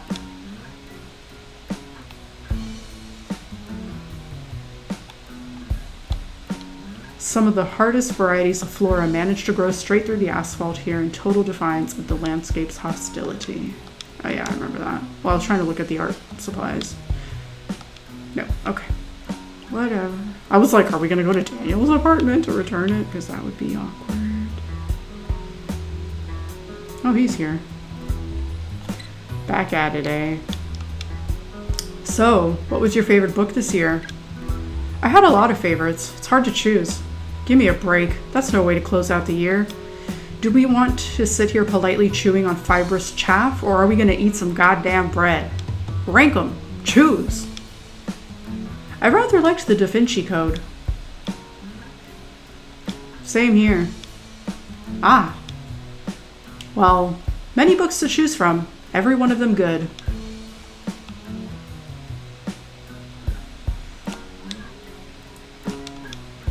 So, looking forward to the holidays? Sure, I always sell a lot of last-second gifts. Are you planning to see family or? Nah, mom's dead 3 years now. Sorry. And my brothers all live down in Florida. Oh, you should visit them. It's been 20 years since I left the city for anything, let alone a few dry latkes. Well, if they're as dry as you say, I guess. Would he trade this? God, that would be funny. Although, have we read everything? Mein Kampf? That's a crazy one. A manifesto by the eventual Chancellor of Germany, written from prison. I mean, I'm gonna say, stapling a couple pieces of paper is what that man's words are worth. But really, they're worth less than nothing. Damn, this fool actually took it. That's hilarious. Yeah, you can have it. Mein Kampf, dude? For real? Oh, right. Hard to remember what titles move through here. Sure. Why would you notice you're peddling books by Hitler? Hey, you took it. Yes, and I intend to dispose of it as soon as possible. Hey, we're all Jews here, right? What makes you think I'm Jewish? Well, you are, right? Yeah, but listen, kid, a book wasn't always a brick-shaped dollar to me. I read a lot of them, even wrote one. You wrote a book? Sort of. I think 2 people read it, including myself. The copies are sitting in my mom's attic, which itself is in foreclosure. Soon it'll be dust. Can't you go and save them? What for? I can't sell it. No future human will cherish it. But Hitler's book is worth remembering. No book deserves to be remembered. No writer either. No more than any other. History and the canon are written by a small handful of schmucks. The rest of us are just hoping someone will buy what we're selling. Who else read it? The second person who read your book, other than you. Oh, his mom. Ex-wife.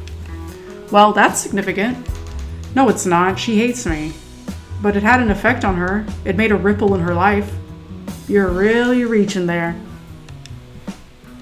No, I'm pretty sure we've hit on what's profound about it. You should go to your mom's attic and retrieve your thousands of books. God, you're annoying. So I've been told. But I'm here, aren't I? I didn't end my bloodline in a bunker like a big fucking bitch. Yeah. Happy Hanukkah, kid. Feels especially relevant because I just finished reading Mouse today. Does that mean we have time to read? Oh, man.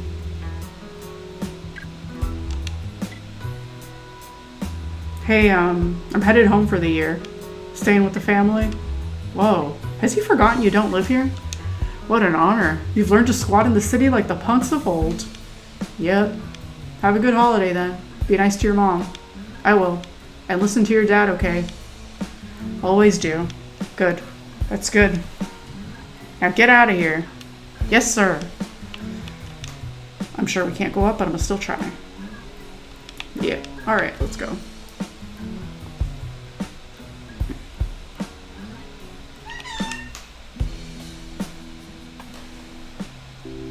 Oh, shit. He cut his hair, I guess? Anything in the lost and found? Still, no. I really thought we would find something. Daniel Davis. You were not prepared to run into him. He looks cool and serene, confident in his motions. More closely groomed than you can remember. He's bought a new jacket that fits him well. Not that any of that matters now, but you can't help wondering if this sharper version of Daniel would have been so easy to cut loose. No, it wasn't easy. It was so hard. For the first time in weeks, you'd briefly forgotten. There he is again. It's all coming back to you. It's all coming back to you now. Hey, Daniel. Oh, hey. Sorry, you're in the middle of something. Don't worry about it. How are you doing? Oh, good. I'm done with class for the year. Got a few straggler grades coming in, but no big deal. How'd the year go for you? Not bad. I was just editing my last assignment. Screenplay? Nah, something else. Is Hanukkah starting soon? You despair at the rescinded dream of a holiday with Daniel. If only you'd made it through this year together. Yeah, in a couple days. Find anything good on the shelf? Not really. Same old shit. Huh, yeah. This can't be it. This can't be all there is to say. The summer reawakens in you. It dances as if possessed by life. But what was once transcendent now feels cheap. In the marionette likeness of your love, you see the seams and second-rate construction. You find warmth only in the quaintness of it all. Well, have a good trip home. Okay. Stay warm. I thought we were in for more sucky weather, but it's actually kind of nice out today. I know. Okay, nothing else. And no free books. I'm just going to save again because I feel like lots happened.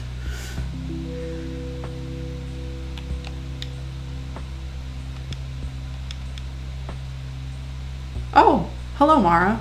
Hi, Jana. I'm surprised you're still in the city. Aren't you home for the holiday? Yeah, just had to tie up some loose ends in town. Cool hat, by the way. Isn't it silly? Brittany brought them in for everyone yesterday. Jana's talking about the end of the year holiday party. You told her you wouldn't be able to make it, but omitted the reason. You can't say you would have preferred an awkward fluorescent lit dinner of cookies to the night you spent with John. But seeing the staff today and all their jolly camaraderie makes your heart sink. Wish I could have made it. That's alright. There'll always be more parties. Hopefully. I guarantee it, dear. Life is long. Well, hurry up and get home before the transit gets out of hand. Right. It was a pleasure having you this year. I think 2004 will be even better. Thanks, Jana. I do too. Hag Sameach. Same to you. Oh, hey, you wouldn't happen to have a phone I could use? What happened to yours? It took a little bath. Oh no. You're pained by Jana's sympathy. You kind of wish she hadn't asked. The collections manager is in a meeting. I'm afraid you can't use ours. Could you use a payphone somewhere? Do you have a quarter? Oh, I think so. Damn, you'd forgotten about payphones. Actually, I didn't. I was just doing other stuff first. Thanks, Jana. You're welcome. Stay dry. Hey, Brittany. Hi, Mara. Are you going home for the year? Yeah, I'm pretty sure I have no books checked out.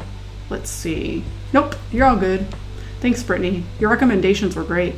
Oh, really? You're like the only person who ever asks me for books. Really? Pretty much. Wow, people are really missing out then. Thanks for saying so. It's been cool working with you this year. See you soon, Mara. All right. Happy New Year. We're still not going to talk to this guy, are we? Excuse me. Oh, shit. She finally got the courage and he left. Yes? What's your name again? Wes. Wes. Of course. Got his name achievement. So that's what it is. Thank you. And you're, Maria? Mara. Sorry. No. That makes me feel 1,000 times better. Sorry we haven't talked much. It's alright. You always look busy. You too. And I don't want to keep you. Just breaking the ice. Yeah. I'll see you in the new year, Wes. I have to say, honestly, for Mara, this is a tremendous sign of growth. Very happy. Sure thing. I was always like, just go up to him. You can figure out his name if you're too embarrassed to ask, which she actually just asked, and it was great. Someone is at our computer? I can't believe this.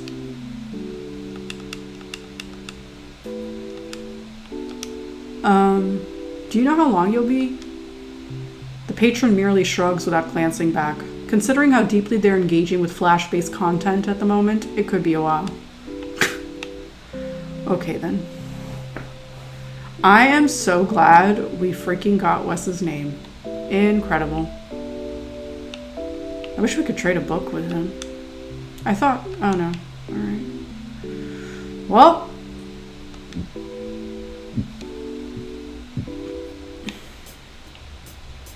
I was like, he's gotta be here. Gotta make our final rounds. Joseph! I thought maybe you'd gone home for the year. I'm leaving soon, but I came back one last time. To see me? Joseph laughs. Of course. Everything for you. I'm jealous that you're going back. Back? To your island? Going back is nice. But it was good that I left. I had to do that. I see. Well, bye, Joseph. Bring back pics from paradise. paradise only from a distance. Bye now.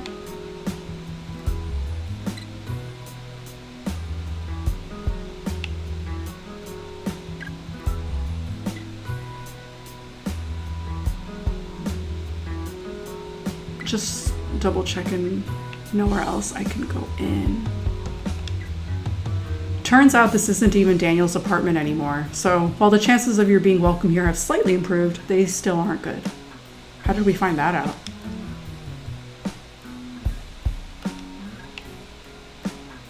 Well, yeah, I can't imagine there's much else. Okay, so we were, oh yeah, the phone. Right. I remember seeing one, though I don't exactly remember where. Not here. Now that I think about it, Andrew doesn't have one.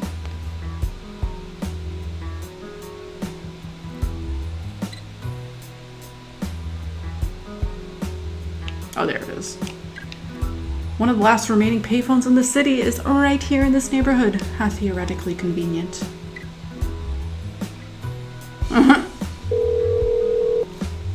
Hello? Hey, Mom. Mara. It's Mara.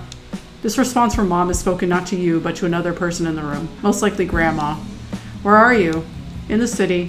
What's this number? A payphone. My phone broke. It broke? I think it'll work again. It just got wet, so... Mom exhales in that familiar way. Sorry, Mom. I'm just glad to hear from you. You didn't tell us where you were going. Oh, yeah. I was staying at a friend's house. Daniel? No. You expect Mom's inquiry to continue. In your guilt, you almost feel you deserve it. To your surprise, she exhales once again and moves on. Timothy gets in tonight. Oh, yeah? He said he wanted to do something nice. Make this weekend a bit more cheerful. I mean, he took the holidays real serious in the first game. Excessively so. Dad. It's been 5 years. Yeah, of course. Well, that's good. It'll be nice to see him. Were you thinking of visiting the grave, or...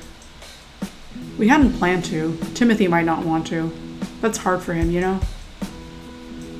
You suspect Mom is putting that on Timothy. As far as you know, she has never visited herself. I mean, I would be really surprised if she had. Yeah, okay. I was just wondering. This is random, but I'm really impressed by the details on the phone. I'm like, it looks very good. Just the subtle little shades, highlights. You're coming back then? Yeah, I'll head home soon. Okay, good to hear. See you then. Okay, dear. Glad you're okay. You too. Bye. Okay, so Mom and Grandma are fine. You're not so worried about rushing home now. But that call really stressed you out. Mom always makes some excuse not to visit the grave. You've never gone either. Wow, now you feel like dog shit. I mean, I can understand if it's basically too traumatic, too triggering. You search through your frenzied memories for a name, a neighborhood. Nothing comes to you. At last, you uncover something from the rubble. The day of the funeral. In a daze of misery, your mind rested on the nearby persistent blaring of train horns. Mill Pond Station. It wouldn't be hard. You can go there. You should go there. I thought we were gonna have to look it up on the computer or something. I know it's unlikely, but I'm still gonna check if that person got off the computer. It's so weird seeing Daniel with short hair. I honestly liked the longer hair. Had more character. Alright.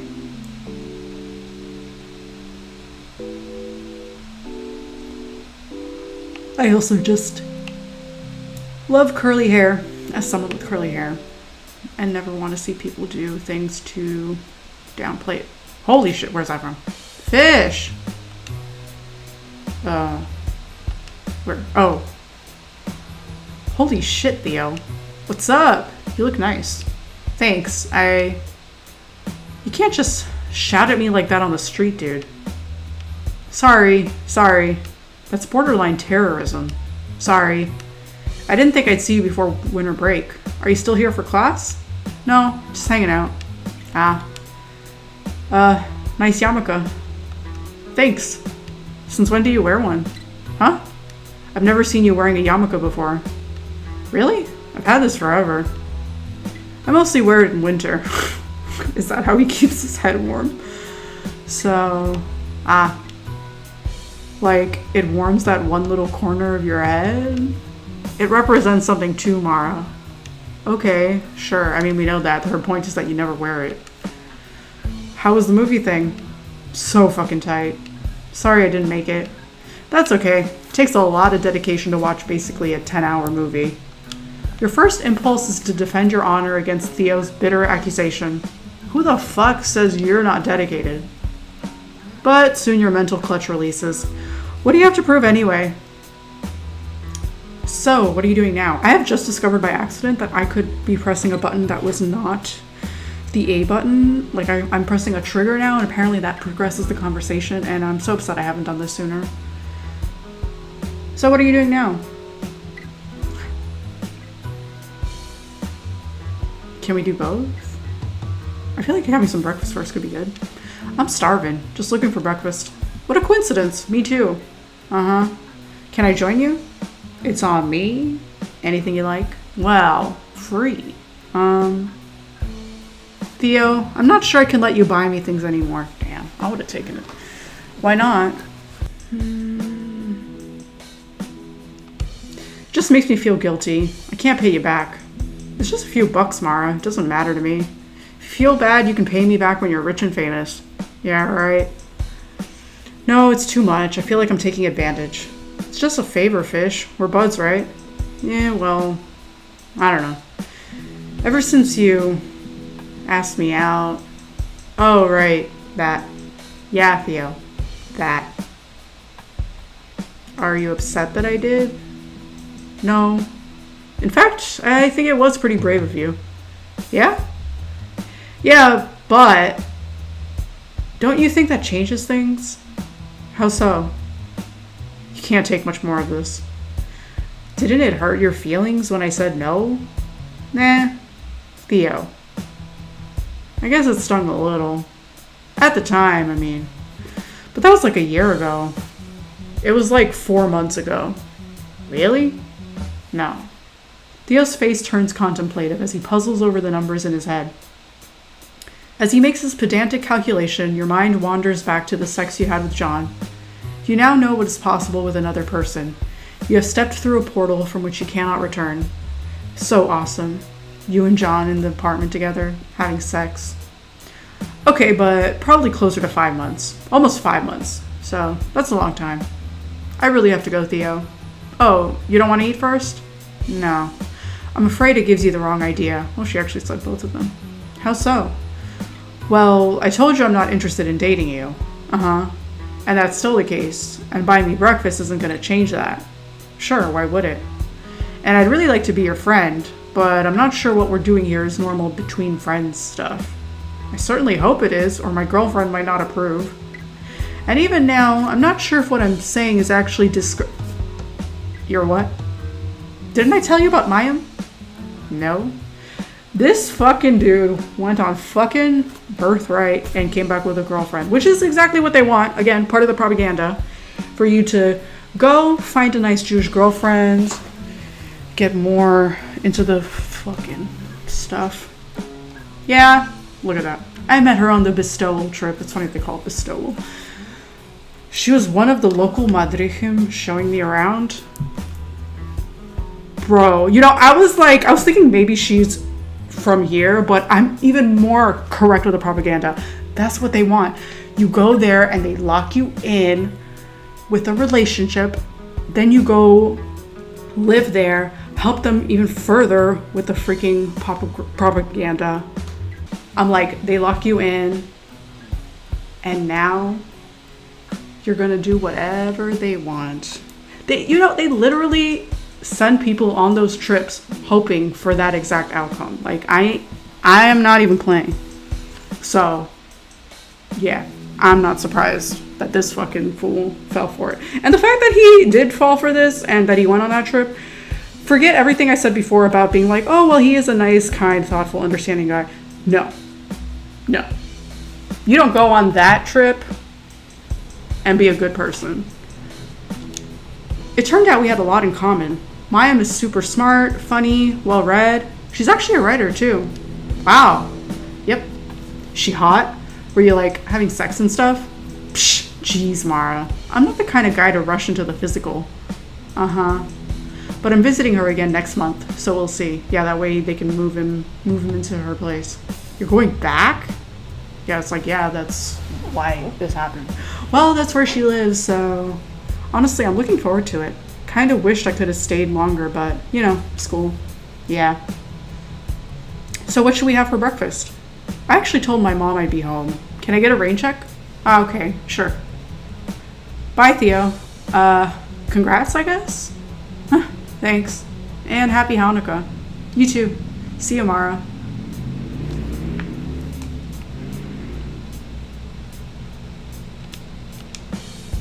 You're not in the mood for your typical slice today. Surely there's another food-shaped chunk more emblematic of your sorrow. It's not often, yeah. Papaya hawk? Could it be time? In your heartbroken state, your first impulse is to order every fried object on the menu that isn't meat. Your second impulse is to order meat. Fuck it. What the hell does it matter? I mean, I think it does matter to you. But it does matter. It all matters. At least to you. John doesn't get to decide what matters. Do you have anything, like, healthy? The cashier blinks. Like, just fruits and vegetables? We have papaya juice. You do? The cashier blinks. You can get it in a smoothie with strawberry and kiwi. Strawberry kiwi? What a powerful flavor combination. It was your favorite in the 1990s. We've been seeing it around less these days. There is a potency to things that go unchanged. It's almost as powerful as salt and fried fat. That sounds amazing. I'll get that. That was fast. Alright, time to get home.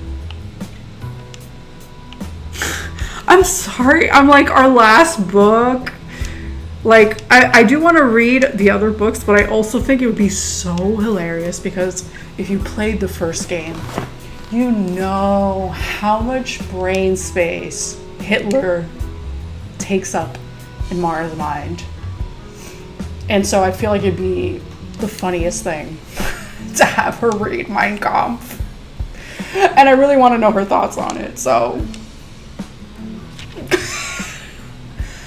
Okay. You might have it out for Hitler from the start. Still, you try to approach Mein Kampf as you would any other book with the hope of deepening your understanding. Hitler believes himself to have struggled. And certainly when he recounts the sad circumstances of his youth, including the sudden loss of his father at age 13, you are wrenched with recognition.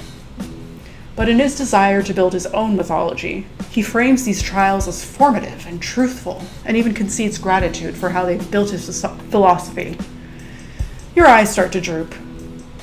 It's only when he pivots to the Jews, a turn so abrupt that you check for skipped pages, that you perk up and start to reconsider the title's meaning.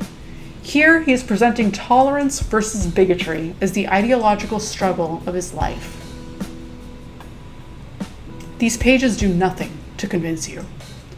For all his talk of experience, knowledge, and deep study, Hitler questions a fashionable hatred of the Jews, like a dog questions peanut butter.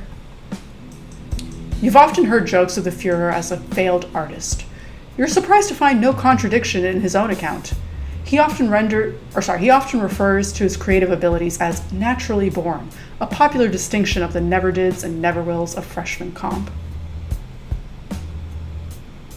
It seems obvious to you that hatred is no struggle at all to an artist with no depth.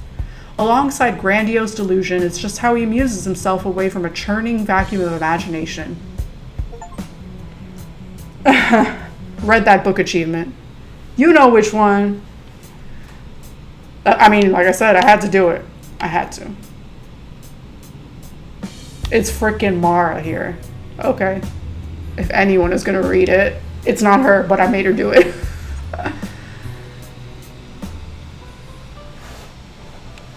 So is today. Today is our last day, actually. Okay. No paper written. So I guess there was never a chance at rewriting the story, or maybe there was. Maybe if I like fully dedicate my life to it and don't write anything else. Spare some cheese. She please have something to say about this. Pillar? I hardly know her. I'm not pointing at it. Wait. Jesus, Mara.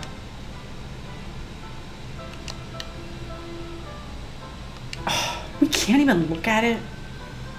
Well, I see it. Just checking. Alright.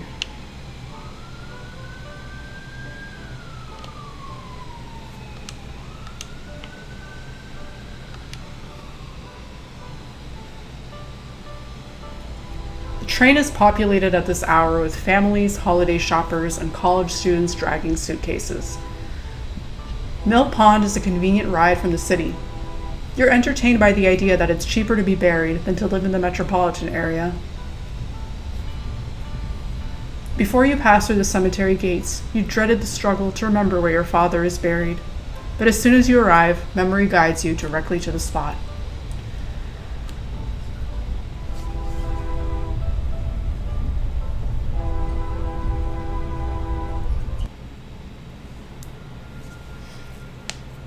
I was going to say I'm guessing he's the Jewish father, but then I saw Jewish husband. And I guess this is just a Jewish cemetery, because everyone has stars of Davids on their graves.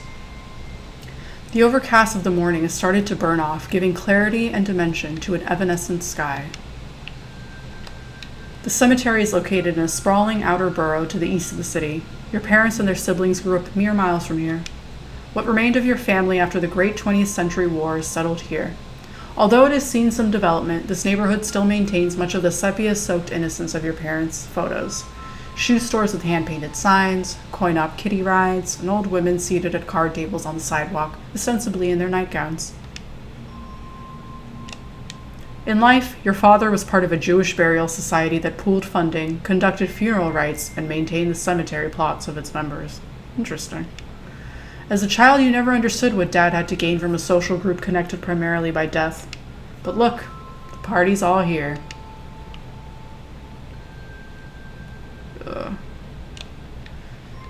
Oh no, okay. Okay. Judging by freshly dug plots nearby, the ground is not quite frozen. Grass has grown thickly over your father's plot since the last time you were here. Okay. Let's add a rock. E. It's hard to be precise with the controller. It's customary in Jewish tradition to place a stone on the grave of a loved one. The significance has never been explained to you. But in many ways, a rock makes perfect sense. Why place a bouquet of flowers that in all likelihood will rot and go unacknowledged between visits?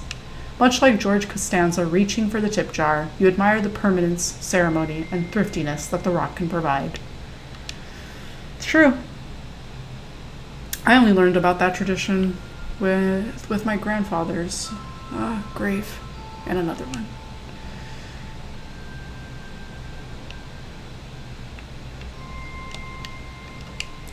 Okay.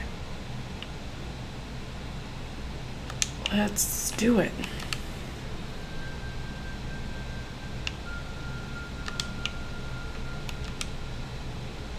Oh, they're here. I was like, where are they? You'll leave it where it is. This is your father's grave. The double headstone, which is only half marked, will someday include your mother. Here he is. Well, not really. It's just his remains. If those even exist anymore. They're probably all eaten away. No, this is just a mound of dirt, commemorated by stone. You're embarrassed to treat it as anything more. There is no speaking to him. He's gone. But then, why did you come here? He can hear you exactly as little here as anywhere else.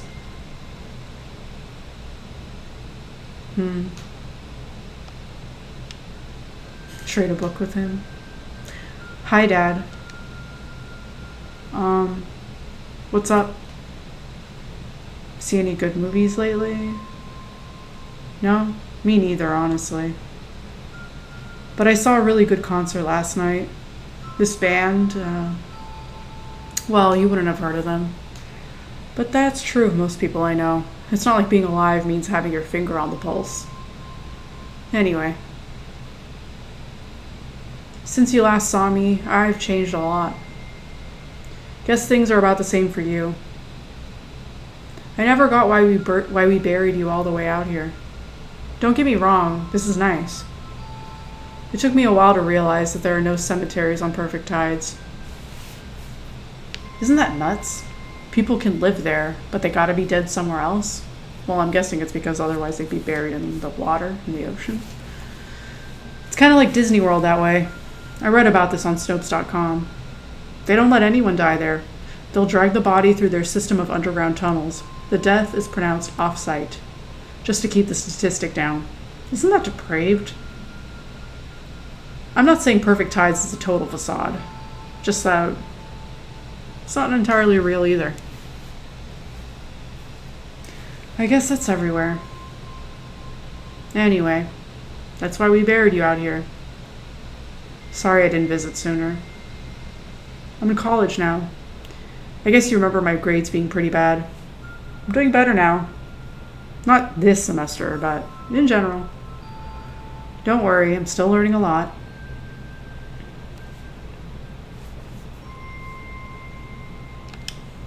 Remember how I was always writing? I never really got to show you anything good, but not sure I could even do that now. But it's still what I want to do. It's all I want to do. But I'm realizing I can't just do that. I can't write without being part of the world. It's not easy being part of the world. I prefer not to, as Bartleby might say. That's a book I've been thinking about. Not sure why I feel like I need to explain that. Or any of these thoughts, really. It's actually kind of nice, Dad. I don't have to explain any of this to you. I guess that's what you are to me. A refuge for my thoughts. Not that I feel totally fine expressing them to you. I know you'd be ashamed of some of them. I'll try not to think those out as loud. Things are tough at home lately. Me and Mom are taking care of Grandma now. It's a lot of work. We sold the house, I'm sorry to say. Grandma B's selling her house too. We're probably all moving again soon. I know you and B didn't always get along, but she misses you. She does. She says you were a good man. I really wish you were here to help us. I sometimes can't believe we're all we have. We're doing our best, though. Timothy works. He sends money and stuff. I'm really trying not to fight with him anymore. I know it accomplishes nothing. He seems to know it, too. I think you'd be proud of your son, as unpleasant as that is for me to admit. I've actually dated a few people. That's new, right? Remember when I used to want a boyfriend so bad? I still do, but not by any means necessary, I guess. I thought I'd found the one for me. A few times, actually. At some point, I told each of them about you. That you died. I guess it's something I want people to know about me. If I'm honest, I can't imagine bringing any of them here. To, like, meet you, or whatever you'd call it. Is that weird? Maybe if I'd brought Adam, you could have struck him down or something. Smote him.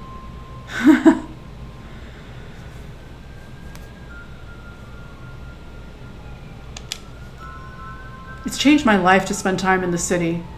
There's so much about the world I didn't know. There's still so much. But the city is like this window into everything. Everything is pretty scary. But I'm learning to live alongside it all. I'm realizing that I'm not this uniquely weird person. There are, in fact, people much weirder than me. I'm actually starting to think we're all pretty weird. We're all just different levels of good at pretending to be normal. I've been practicing that myself. Not sure how I'm doing. I'd be happy to know people can look at me and not just immediately see what's wrong with me. That would be just fine. I get really sad sometimes. I guess that was always true, but lately my saddest days feel worse than ever. Which is strange, because my happiest days feel happier than they ever did. I guess that isn't so strange. Now that I think about it, that would make perfect sense. There are more good things in the world than I thought, and I feel their absence harder than ever. I feel everything more than ever, like I've awakened from a zombie state. It's a net good, I suppose, but I've hurt myself because of it too. I know you'd be worried to know that. I'm gonna try not to do that anymore. This country's at war. It's so terrible. A lot of people are dying because of us. Us. This country, I mean. Nobody wanted there to be a war. It's just happening anyway. This is one of the things I'm glad you're not around for. I know how politics stressed you out, made your heart weak. I'm just pissed off. Finally old enough to vote, but what difference does it make? Anyway, sorry to make you roll in your grave. You don't actually need to worry about this. That's one of the benefits of being dead. Curious what she has to say about that. You know, there's a lot of Jews in the city. You never told me that. I take it for granted sometimes. It catches me off guard to remember. Sometimes I think I've found the promised land. And sometimes I don't know if I'm a Jew at all. The rituals don't mean much to me. I don't believe in God. I forget about the holidays when Mom isn't reminding me. I don't go to temple. I have nothing in common with those people. Sometimes I think the only thing uniting us is the grief, the impossible sense of loss. I want to live. I want to feel alive. I can't carry it with me all the time, Dad. Sorry. You. What are you to me? I'm trying to do things you would have thought were the right things. I'm afraid that I'm slowly forgetting things about you, losing your guidance. But I've been remembering a lot of old things too. Stuff I thought I'd lost forever. I want to live a long time. But sometimes living feels like leaving you behind. It's already been 5 years. Before long, you'll have been gone half my life. And then one day, I'll have lived longer without you. And what will you be then?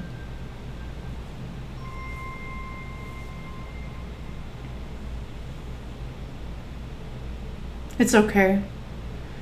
Sometimes I don't believe it, but it's okay. It's okay to die. It's okay that you're gone. You're not completely gone either, because I'm a little piece of you. A pretty stupid piece, but a piece nonetheless. I'm taking you as far as I can go.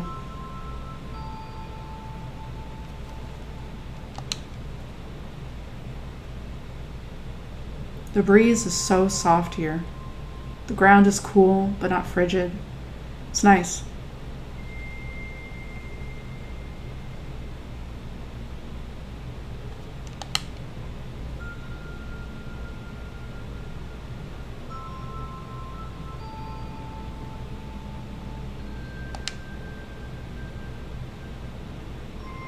Sorry, I need to do it 4 times just in case.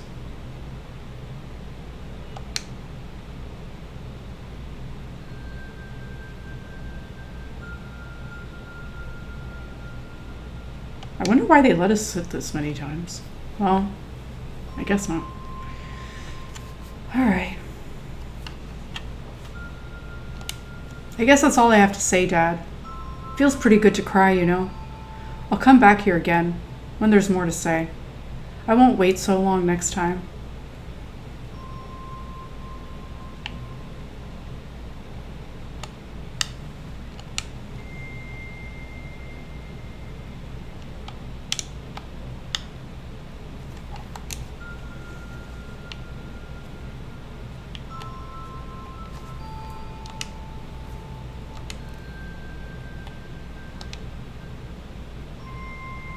Bye, Dad.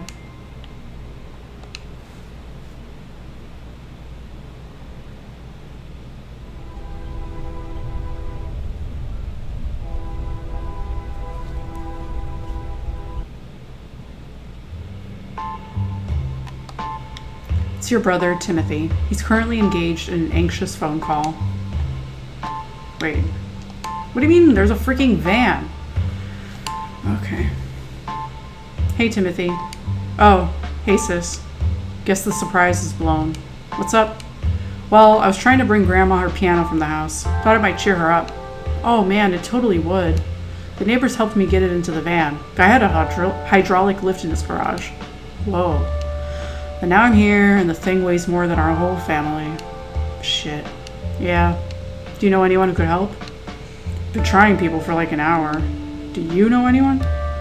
The only person who even vaguely comes to mind is Theo, followed by images of how immediately and severely he'd be injured. The thought is strangely delightful, melting off your last bits of post-cemetery malaise. Sorry, I don't. I only rented this van for the afternoon, and if I don't figure it out soon... Shit. I don't know. I guess it's good I didn't tell Grandma. She'd just be disappointed. You meant well, dude. She'd understand that. Would she? I'm failing this family. It was all up to me, and I failed everyone. It's not all up to you. You're not the sole caretaker of this family. You struggle to conceal your resentment that Timothy would assign himself such a role, particularly from far away. But you can see how this line of thinking, in all its arrogance, has hurt him. We're all doing our part right now. Me and Mom are trying. We're all really trying. I know. I wouldn't want anyone to think this is solely my problem. You're just gonna go crazy thinking that way. Dad made everything his problem. He could figure anything out. Dad would want me to do more. Well, we can guess about what Dad would want from us, but it's impossible to actually know any of this. So, maybe you shouldn't be so hard on yourself about, like, hypothetical shit. Yeah. Well, don't tell Grandma I did this. It's better she doesn't know I got it this far. Are you sure we can't get it inside? I'll keep calling around. We'll see. Oh, I'm gonna get it inside. I don't know how, but I'm gonna get it inside. Thanks, sis.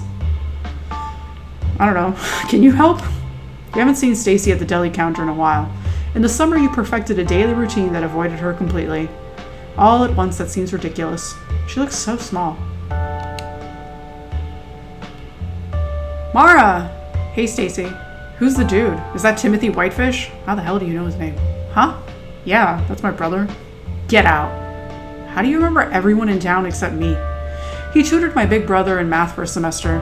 He's funny. You think Timothy's funny? Well, we're kind of in a bind right now. We're trying to get this piano in the house. Oh yeah, pianos are such a bitch. My dad's company moves them all the time. Really? Mm-hmm. What a fun coincidence. Goodbye. Any chance your dad could help us move the piano? We really wanted to surprise our grandma with it. He's usually busy this time of day, but I've always got a few boys on standby. A few boys? Yeah, you know, some boys. I don't want to be any trouble. Pfft, they're not doing anything. Thanks. Fuck you. What are you doing? What? Who? That's funny. Come here, okay? Okay, well, he's literally brain dead, and she's on life support. Yeah. You with everyone? Come here. Fucking here. Why? Oh my god, that's so funny. Nuh-uh. Fuck you. I swear to fucking god. Okay, they're coming. Oh my god, Stacy. Thank you. Yeah, of course. I actually wanted to talk to you, Mara. You did? Yeah, I meant to ask you some stuff when you visited the school, but I couldn't find you afterwards. Ah, what's up? Well, honestly, I'm kind of depressed lately. Oh no, how come? Is it Justin? Are you unhappy being in a relationship with him? No, Justy Bear's been great. Ah. I'm just feeling like everything with high school is coming to an end. Right, this is your last year. Yeah, and that's a big deal, right? Our last chance to make our time together special? Uh-huh. But I'm basically the only one who seems to care. Everyone acts like this part of their life is already behind them. I see. In your short time observing Stacy, you've noticed how hard she works. You were barely able to manage a part-time job in a long-distance relationship at her age. You can't imagine matching her involvement in clubs, academics, team sports, and personal grooming, let alone maintaining her enthusiasm. You just seem so happy to be in college and on to the next thing, and I guess I'm just wondering if anything I did up until this point even fucking matters. It does matter. Much to my dismay. What do you mean? Well, high school kind of sucked for me. I didn't have many friends. Aw, it's fine. There are plenty of people out there. Not everyone finds me annoying. But I still carry a lot of stuff from high school. Like what? Both. Distrust of your boyfriend. Sometimes people were mean to me in high school. I guess that still messes with me. Who was mean to you? There is no sense in naming names. That's not relevant. Who? Oh, I'm sure Justin could tell you who the assholes were. Justin says there were so many assholes in your year. He still gets mad about it too. Huh. Yeah. He also says it's hard to trust anyone because there's so many goddamn assholes out there. Oh well. Did you have any other questions? I may be a little too trusting sometimes. Not everyone has good intentions, huh? People are trying to be good. I don't think most people set out to be cruel, but sometimes they are anyway. Why do you think that is? I think a lot of the time, people are just thinking about themselves, their status, fears, desires, and it gets especially bad when they use someone else to deal with those things. Yikes. Someone younger who's never ventured beyond high school, for example. I knew a guy who used his girlfriend for her employee discount at Virgin Megastore. Crazy. He never even bought CDs. He just got like 15 different Red Hot Chili Peppers t-shirts. Okay, well, some people are inherently bad. Are you still mad at those people from high school? The ones who betrayed your trust? I'm trying not to be. I'm not sure it does any good to be mad. I don't know. Sometimes it feels good to be mad. Yeah. But not like forever. At some point I prefer to be happy again. Maybe not in the same way as before, but in a new way that time has shown me. I like that. That's really optimistic. Thanks. It literally just occurred to me. Thanks, Mara. I'm glad we could talk. Me too. Are the boys here?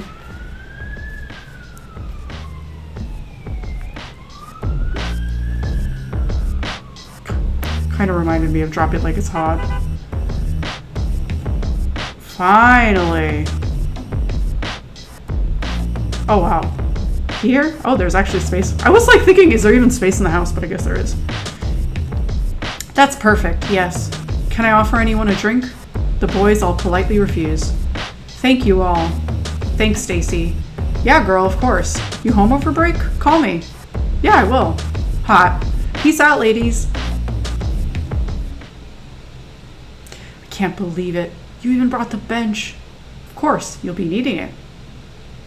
Well, I'd better return the van. You'll come back, Tatale? In an hour or so. Good, good. Oh. It's hard for me to get over Timothy from the first game. But he has been pretty nice this game, I have to say. Why do you always see nothing special? Every time, nothing special. I'm guessing we can't. Yeah, okay. Do you like it there, Grandma? It's a little close to the TV. I'm not sure what we can do about that. Think of it this way. You can play the piano and watch I Love Lucy at the same time. Pfft. That's your generation's version of multitasking, right? You're a lunatic, Bubala. I suppose it's a little awkward in that corner, but it's playable, right? Why don't you try it out? Oh no, I'm completely out of practice. What about you, Grandma? Want to play the piano? Oh no, Bubala. But it's right here, in our house. Neither of you are going to play? I'll play some other time. It's been too long. It's still nice to look at, don't you think? Sheesh, you guys. I'm like, please don't let this trigger the end of the game. I feel like I'm so close. Oh. Oh, we can actually like play piano. I have not, oh, we can't even play these. I have not played piano in so long. I can't really remember much. And only using those keys is not enough anyway. You're not really sure what to play.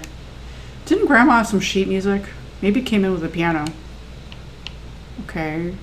Do we want to look at it? Or is it elsewhere? Could download some sheet music.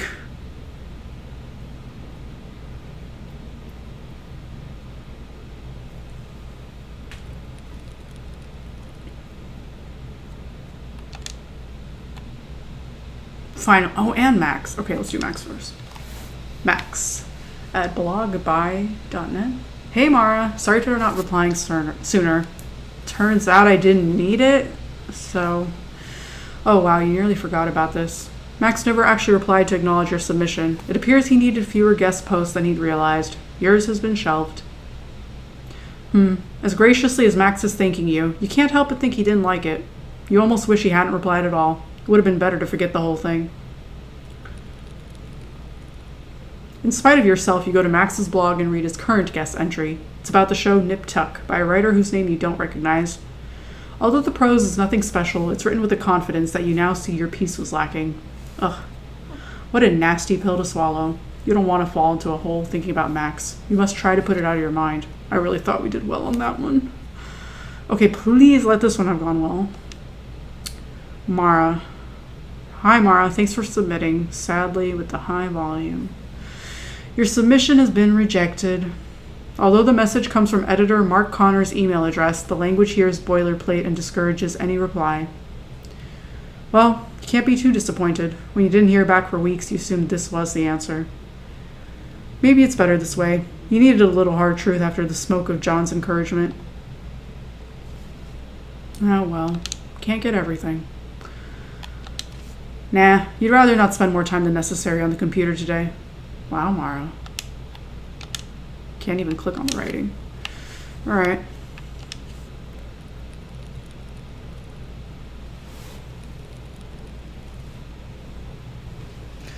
Your grades have been updated. You are no longer failing literary criticism. In fact, Perkins has generously given you a C. He must have liked your Bartleby essay. You really couldn't have blamed him for skimming it since it was delivered so late. You're glad you made the extra effort. You hope this somewhat redeems you in Perkins' mind. Whew, what a relief. Now you can enjoy winter break. Indeed.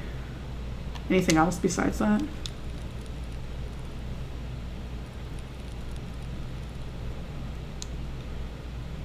Alright. Oh, we can't do that either. Alright, then let's log out. Okay, apparently I need to X first.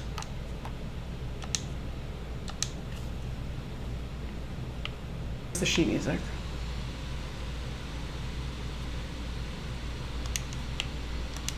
Oh, maybe in the up close view I'll find it. No, never mind. I was like, did I forget the view? Maybe. No. I mean, I don't know. What do you want from me? To click every... Right, that's it. This note is D, so the note to its left must be C. And the note to its right is E, C, D, E, and so on from A to G. Then it repeats. I think I've got it now. What? I don't know what the notes we want to play are, though. Okay, I guess. Yep, got it. I don't know the order of the notes. What?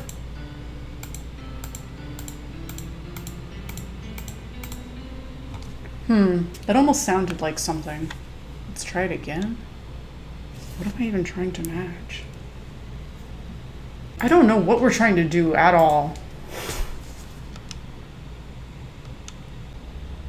Ah. Looks like there's an old book of sheet music in here. You vaguely remember practicing from these pages as a child. May as well add it to the piano desk. Yeah, that should make it easier. I was like, what am I doing? How am I supposed to guess this song? Practice makes perfect. Play scales on each hand. C, D, E, F, G, A, B, C. Find the D key. A trick to get started.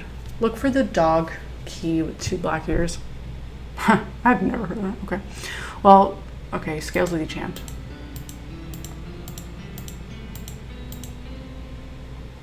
And then, although we don't have C over here. I'm gonna say close enough. Tiptoe through the tulips. I'm looking over a 4-leaf clover. Someone to watch over me, making whoopee. Okay.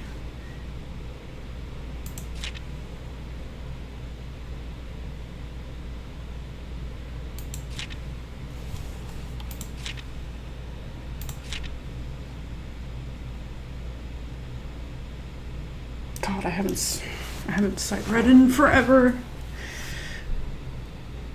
And I was voted best sight reader when I was like in, I don't remember, 3rd, 4th, or 5th grade, one of those. Okay, so we have E, right? And then, yeah, so E, F, G, C.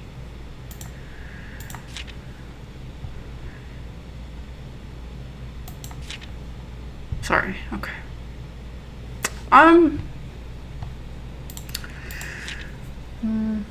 I guess I'm just gonna, I'm like, okay.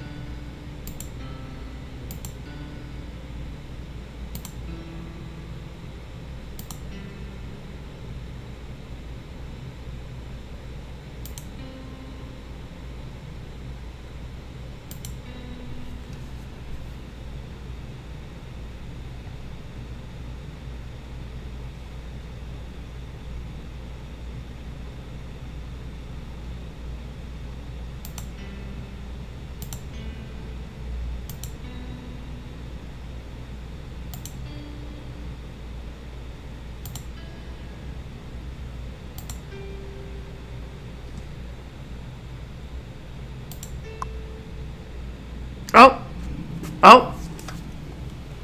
You know that one, dear? I mean, I'm reading the music very slowly. You used to sing it all the time. Yes, with Papa. That's a nice memory.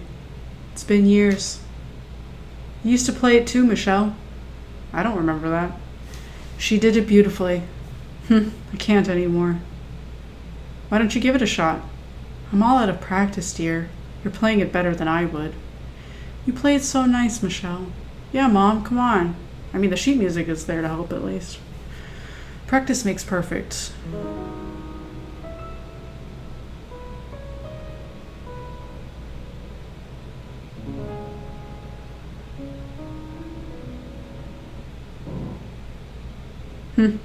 That's enough for now. Why'd you stop? Like I said, I'm out of practice. Well, practice for us then. Play, dear. It's nice.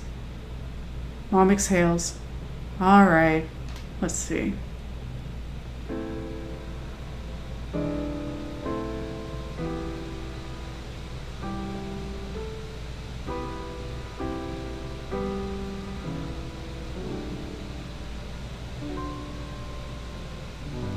There's a sun.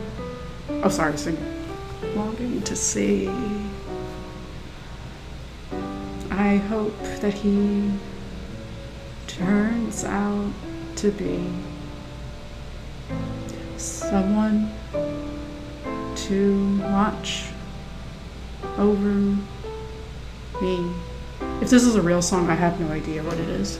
I can't sing it. Oh, I love that. I'm a little lamb that's lost in a wood. I know I could always be good. So sweet to one who'll watch over me. Although he may not be the man some girls think of as handsome, to my heart he carries the key.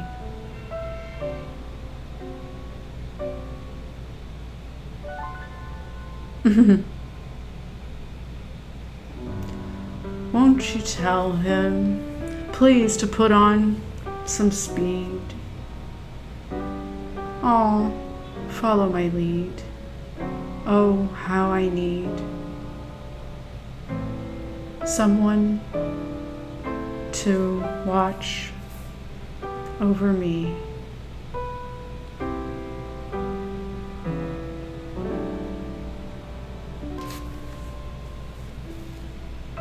Someone to watch over me. Very nice playing for someone who's out of practice. I'm so awful. Mom, that was amazing. I really had it at some point. I'm pretty sure you have it. Thank you. Mara's face. Oh, she's smiling too. I think that's the first time we've seen her smile in the game. Am I wrong? And you're singing, Mom. Yes, well, we sang a lot in those days. It wasn't special. Yeah? Just singing and making shadows on the cave walls. She's always had a beautiful voice. Psh. Ah, your broken phone struggles to ring. Hello? There you are. You're all garbled. My phone's garbled. Phone's broken.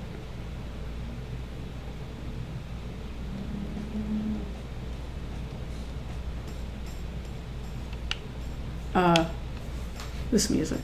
Is Lily coming? Groovy music, though. Oh, okay. I was like, how are we going to tell her? Hello. Yo, girl. That can't be Lily. Hi, Mrs. Whitefish. You can call me Michelle. We're all ladies here. How the hell did her mom say ladies that it needed to be written with a Z? Grandma, Lily used to play with me when we were little. Do you remember? I'm not sure. I came over for Passover one time. Yeah. And we filmed a parody of Blair Witch Project in your basement. Yeah. Oh, yes, of course. Always such a pretty girl. Just like our Mara. Oh, come on. Mara, I'm just in town for the night. Want to go out? Oh, would that be okay? Do you need me tonight? Well, Timothy's visiting, but... Oh, right. My brother's visiting. Oh, okay. But it would just be for a couple hours, right? Yeah, just to catch up. Right. So maybe I'll go? Sure. If tonight's your only chance. Is that all right with you, Grandma? Whatever you like, dear. Cool. Let's go. All right. It's cold out there, Mara. They're saying low 20s tonight. No big deal. We grew up on the island. Yeah, this is nothing. Later. Both their faces. I have to say, my mother and grandmother would never let me leave without putting on a jacket. And I did not live in a cold place at all. Oh my god, I love this. Such good animations. Amazing. Dude, Exile in Guyville? You like Liz Phair? Oh, I actually remember listening to that once. Oh, those CDs are my stepbrothers. I haven't listened to most of them. Let me put this on. It's so fucking good. Sure, what's it like? It's this concept album where she's trying to make it as an artist and she's depressed about what a whore she is. Cool. You gotta play it? Never mind. Let's just talk. So, what are you doing? How's Luke? Oh my god, Mara, don't get me started. Okay, here I go. Lily's tale is long and filled with highly specific yet oddly familiar details about the unraveling of her relationship with Luke. At the center of everything was the betrayal in Luke's past that hobbled his ability to trust. The more Luke tightened his grip on Lily's daily life, the less inclined she felt to confide in him or offer any intimacy at all. By the time a true auditing of the relationship took place, almost no aspect of their life was recognizably shared. Lily was eager to end the relationship, but Luke, unable to picture Lily with someone else, insisted for months that they work things out. This too was stifled at every turn by Luke's crippling doubt. In the end, Lily was more depleted than she'd ever thought possible. She was so checked out that it was hard to even remember the Luke she'd once loved, the person she'd aspired to marry. So it was over before you even knew it. Yeah. There's this glue that holds a bad relationship together. It's known as the sunk cost fallacy. More like the sunk dick fallacy. That's a lot funnier if you read it. Oh, Mara, have you been trapped behind a screen all year? Far from it, my good bitch. If anything, I'm not writing enough. Lots of other things going on. Like what? It's been an odyssey. It's been the odyssey. Cool. Well, let's hear about this journey of yours. Well, as you probably remember, things weren't too great with Adam. Yeah, it actually ended the next day, after that argument. I woke up thinking I couldn't stand another day of it. He tried to talk me out of it, like he had before. He was good at cornering me into his logic. But I just kept thinking about how dead that would feel, to resign myself to that again. I needed my life again. And as hard as that conversation was, I got it back immediately. Damn. This sounds a little bit like what I went through with Luke. The way it once seemed very serious, the long, drawn-out collapse. It's kind of ridiculous to me in hindsight. But if a relationship had so many problems, I'd take it even more seriously. Almost as if the problems are what made the relationship seem serious. Yeah. Luke was never going to trust me. That fact just darkened every corner. Was there anything like that for you and Adam? I mean, he didn't trust Mara either. Like something that could never be solved? Yeah. And it just hung over the whole relationship. Adam and I might have been too different in age. I was in high school when I met him. I was about to change a lot. Like, it's hard to imagine dating a high schooler after 1 year of college, let alone 4. Same here. I don't actually know how Adam expected to hold on to me. I was always going to meet more people and do all new stuff. And I didn't know that yet, but Adam did, you know? And when I think of it in those terms, it's kind of infuriating. And it's also kind of sad. Whatever he saw in me was fleeting. It could never last. And when it didn't, it's almost like he wanted to blame me for it. That's fucked up, Mara. I guess so. It was still my choice to be with him. My mom basically told me what I'm saying now, and I did it anyway. Sure, but who lets their mom influence their dating life? What's her idea of a good match? Oy vey, let's not go there. So you know Daniel Davis? Yeah, of course. Well, in the summertime... You're surprised at how long ago that now seems. You've not spoken about Daniel in some time. Strangely easy to reflect on these memories, ones that were very recently too painful to confront. In the summertime what? No way. Shut up, Mara! In an instant, Lily has reverted to a state of excited bitchiness that neither of you has exhibited since high school. How you love your friend. Yeah. That's crazy. It didn't last very long. And it didn't end well. We don't talk anymore. Yeah, no kidding. That's why you don't date your friends. That's why? People are always saying not to date your friends, but nobody tells you why. Huh. Maybe you're hearing the reasons, but to you they sound like perks. Don't do it. It's way too hot. It's way too convenient. You don't even have to leave your social circle. Your love is going to be too special. It's going to make too much sense. Oh my god, fuck you. You can't blame Lily for hazing you in this manner, but it still stings more than you would have expected. I guess it was a big mistake, but I'm not sure I could have lived without making it. I had to know if we could ever be something. I just had to know. And, for a little while, it was beautiful, Lily. It was like nothing ever had been. You think maybe the question of you and Daniel was hanging in the air this whole time? That deep down you'd both always wondered? That's a difficult thing to ponder.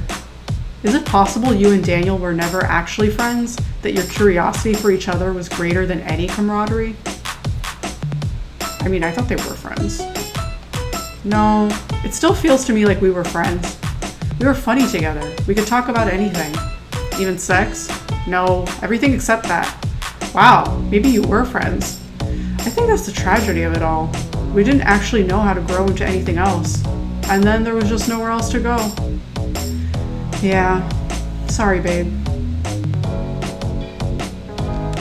There was someone else. Dude, what happened to my Mara? The adult world has corrupted you. Who? Well, he's this writer, this older guy. How much older? A bit older. 40? No. Lily, you think I'd date a 40-year-old guy? I don't know, maybe. Why would you think that? I mean, it happens. It's actually pretty typical in a child's development to model their choices after the paternal. Is this like some Freudian shit? I mean, have you read any Freud? Didn't I read it? No, I didn't. Damn. I don't need to read it. You're diagnosing me. Dude, I was just guessing how old your guy was. Yeah, sorry. That's alright, babe. I gotta watch my math. What's the guy's name? You probably haven't heard of him. Mara, what's his name? John Klein? Nope, no idea. Well, he's pretty well known. His new book is on display at Ribbons. That's the store. Okay, so you were dating him. I don't know if it could be called that. You were just fucking? It wasn't just that. He helped me through a really bad time. I told him about all the shit in my life. He told me about his own life.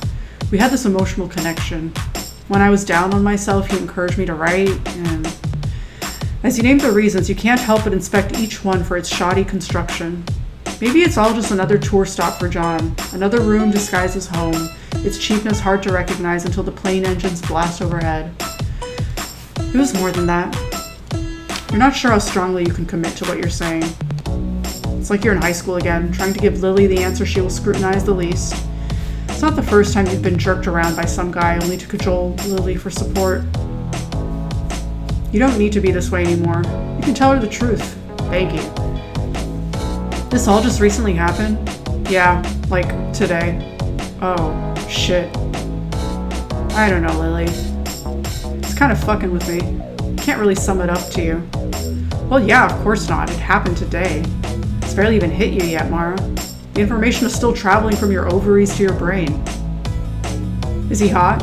Uh-huh. Can I find a pic of him online? Go right ahead. I believe you shall find everything in order. You temptress. Painted woman. Siren. This is kind of like old times, isn't it? Huh, a little bit. Oh, here, I was like, good old times. Bad old times. I just realized based on their portraits, does Mara have just like very, very, very slightly wavy hair and Lily have either wavier hair or a bit of curls? Bad old times. Good old bad old times.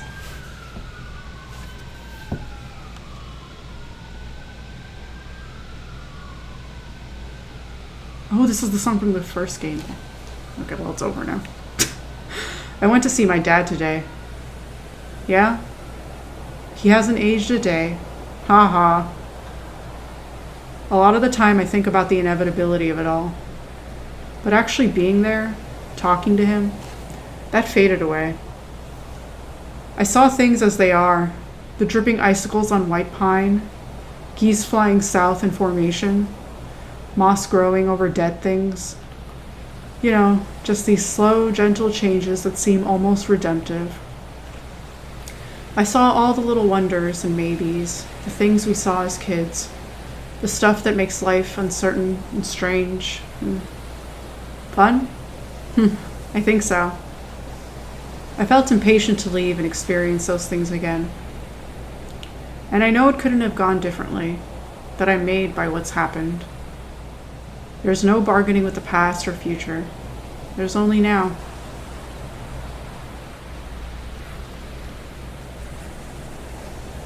Yeah. I have no idea what's next.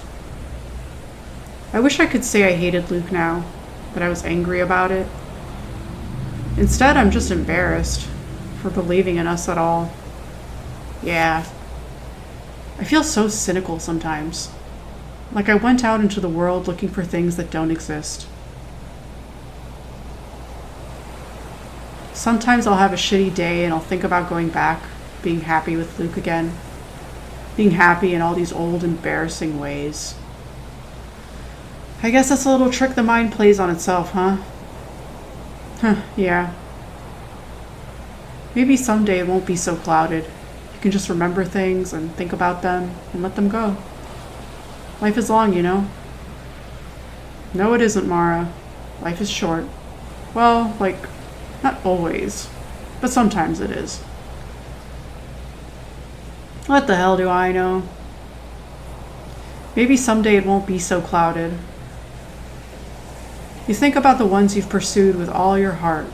They form something singular that cannot be separated. They carry a most delicate, formidable thing.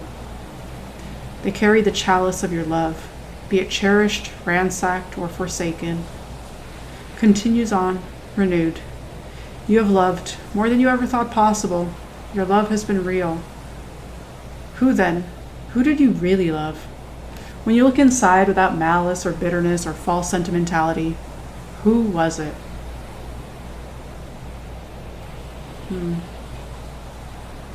I don't know who she loved. Maybe all of them? Maybe none of them?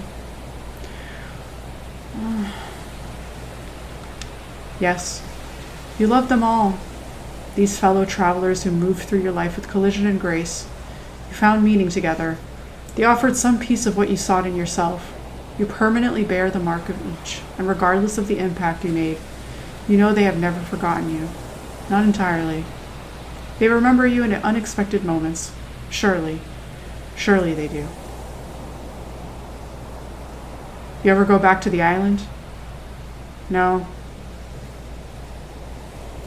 Wish we had. Any reason? No. I keep meaning to. Same here. Why don't we go? Go dance in that hotel again. You wait to see if Lily will suggest a visit together. The thought lights up your mind. You imagine your old life packed neatly away, waiting for your return. It doesn't come up again. The conversation shifts to other things. People, food, creative endeavors, musings about the future. Maybe things were never that simple. Growing up felt endless and non-negotiable. In some ways, life is less complicated now. You wrote hundreds of thousands of brainless, sorrowful words. When you finally left the island and became serious, you wanted to leave the weight of all of that behind. But it turns out the stupid old words don't die. You cannot expel them. They are sent away only to return, gasping and gathering and swelling, ready to topple again. I mean, just ask Lily if she wants to go with you. I say.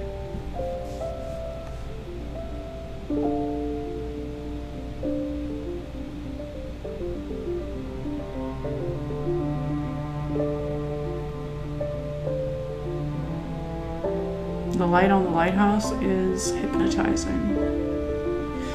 Oh, it's over. I figured this was the credits. A game by Meredith Gran. I thank you so much for your brilliance. Soren Hughes, killer work. All the environments are freaking amazing. I mean, the art of the whole game is amazing, and the music is amazing. Same composer as Kathy Rain 2, which is one of my favorite games of last year. Oh, such good writing.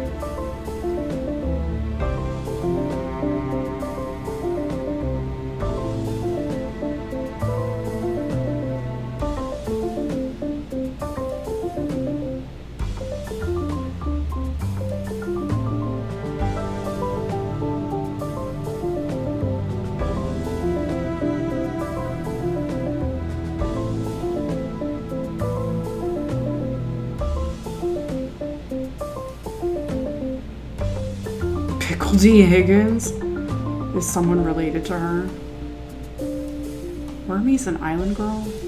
I'm trying to remember. Wormy's an the arcade game.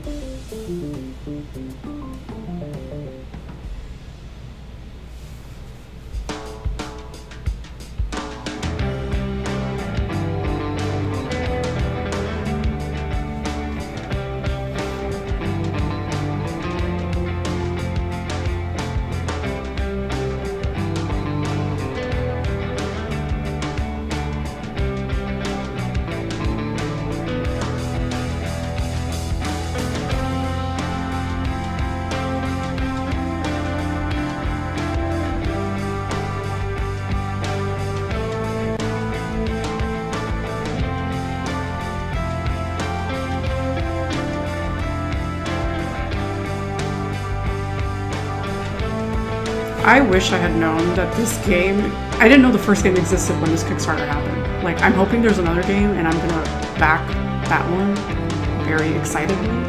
Thank you. Oh, because it's so good. Okay, no, they made up this.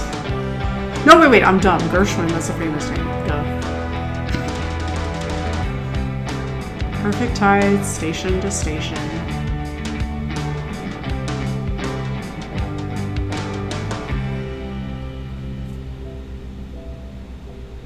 Thank you for playing. I say thank you all for creating this masterpiece. Oh man, what an amazing game.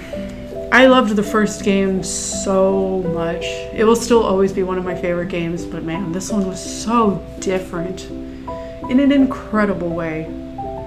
I really can't wait to replay this and experience more of it. But yeah, she's one of my favorite writers of all time. I still need to read Octopus Pie, but just based on the last game and this one, just incredible. She just writes so well, so relatable, so interesting. And I loved all the different kind of, I guess, like different gameplay mechanics than we had in the first game. There were a lot more in this one, which was pretty fun. And we still had one like the first game where we had to put in our music, which was funny.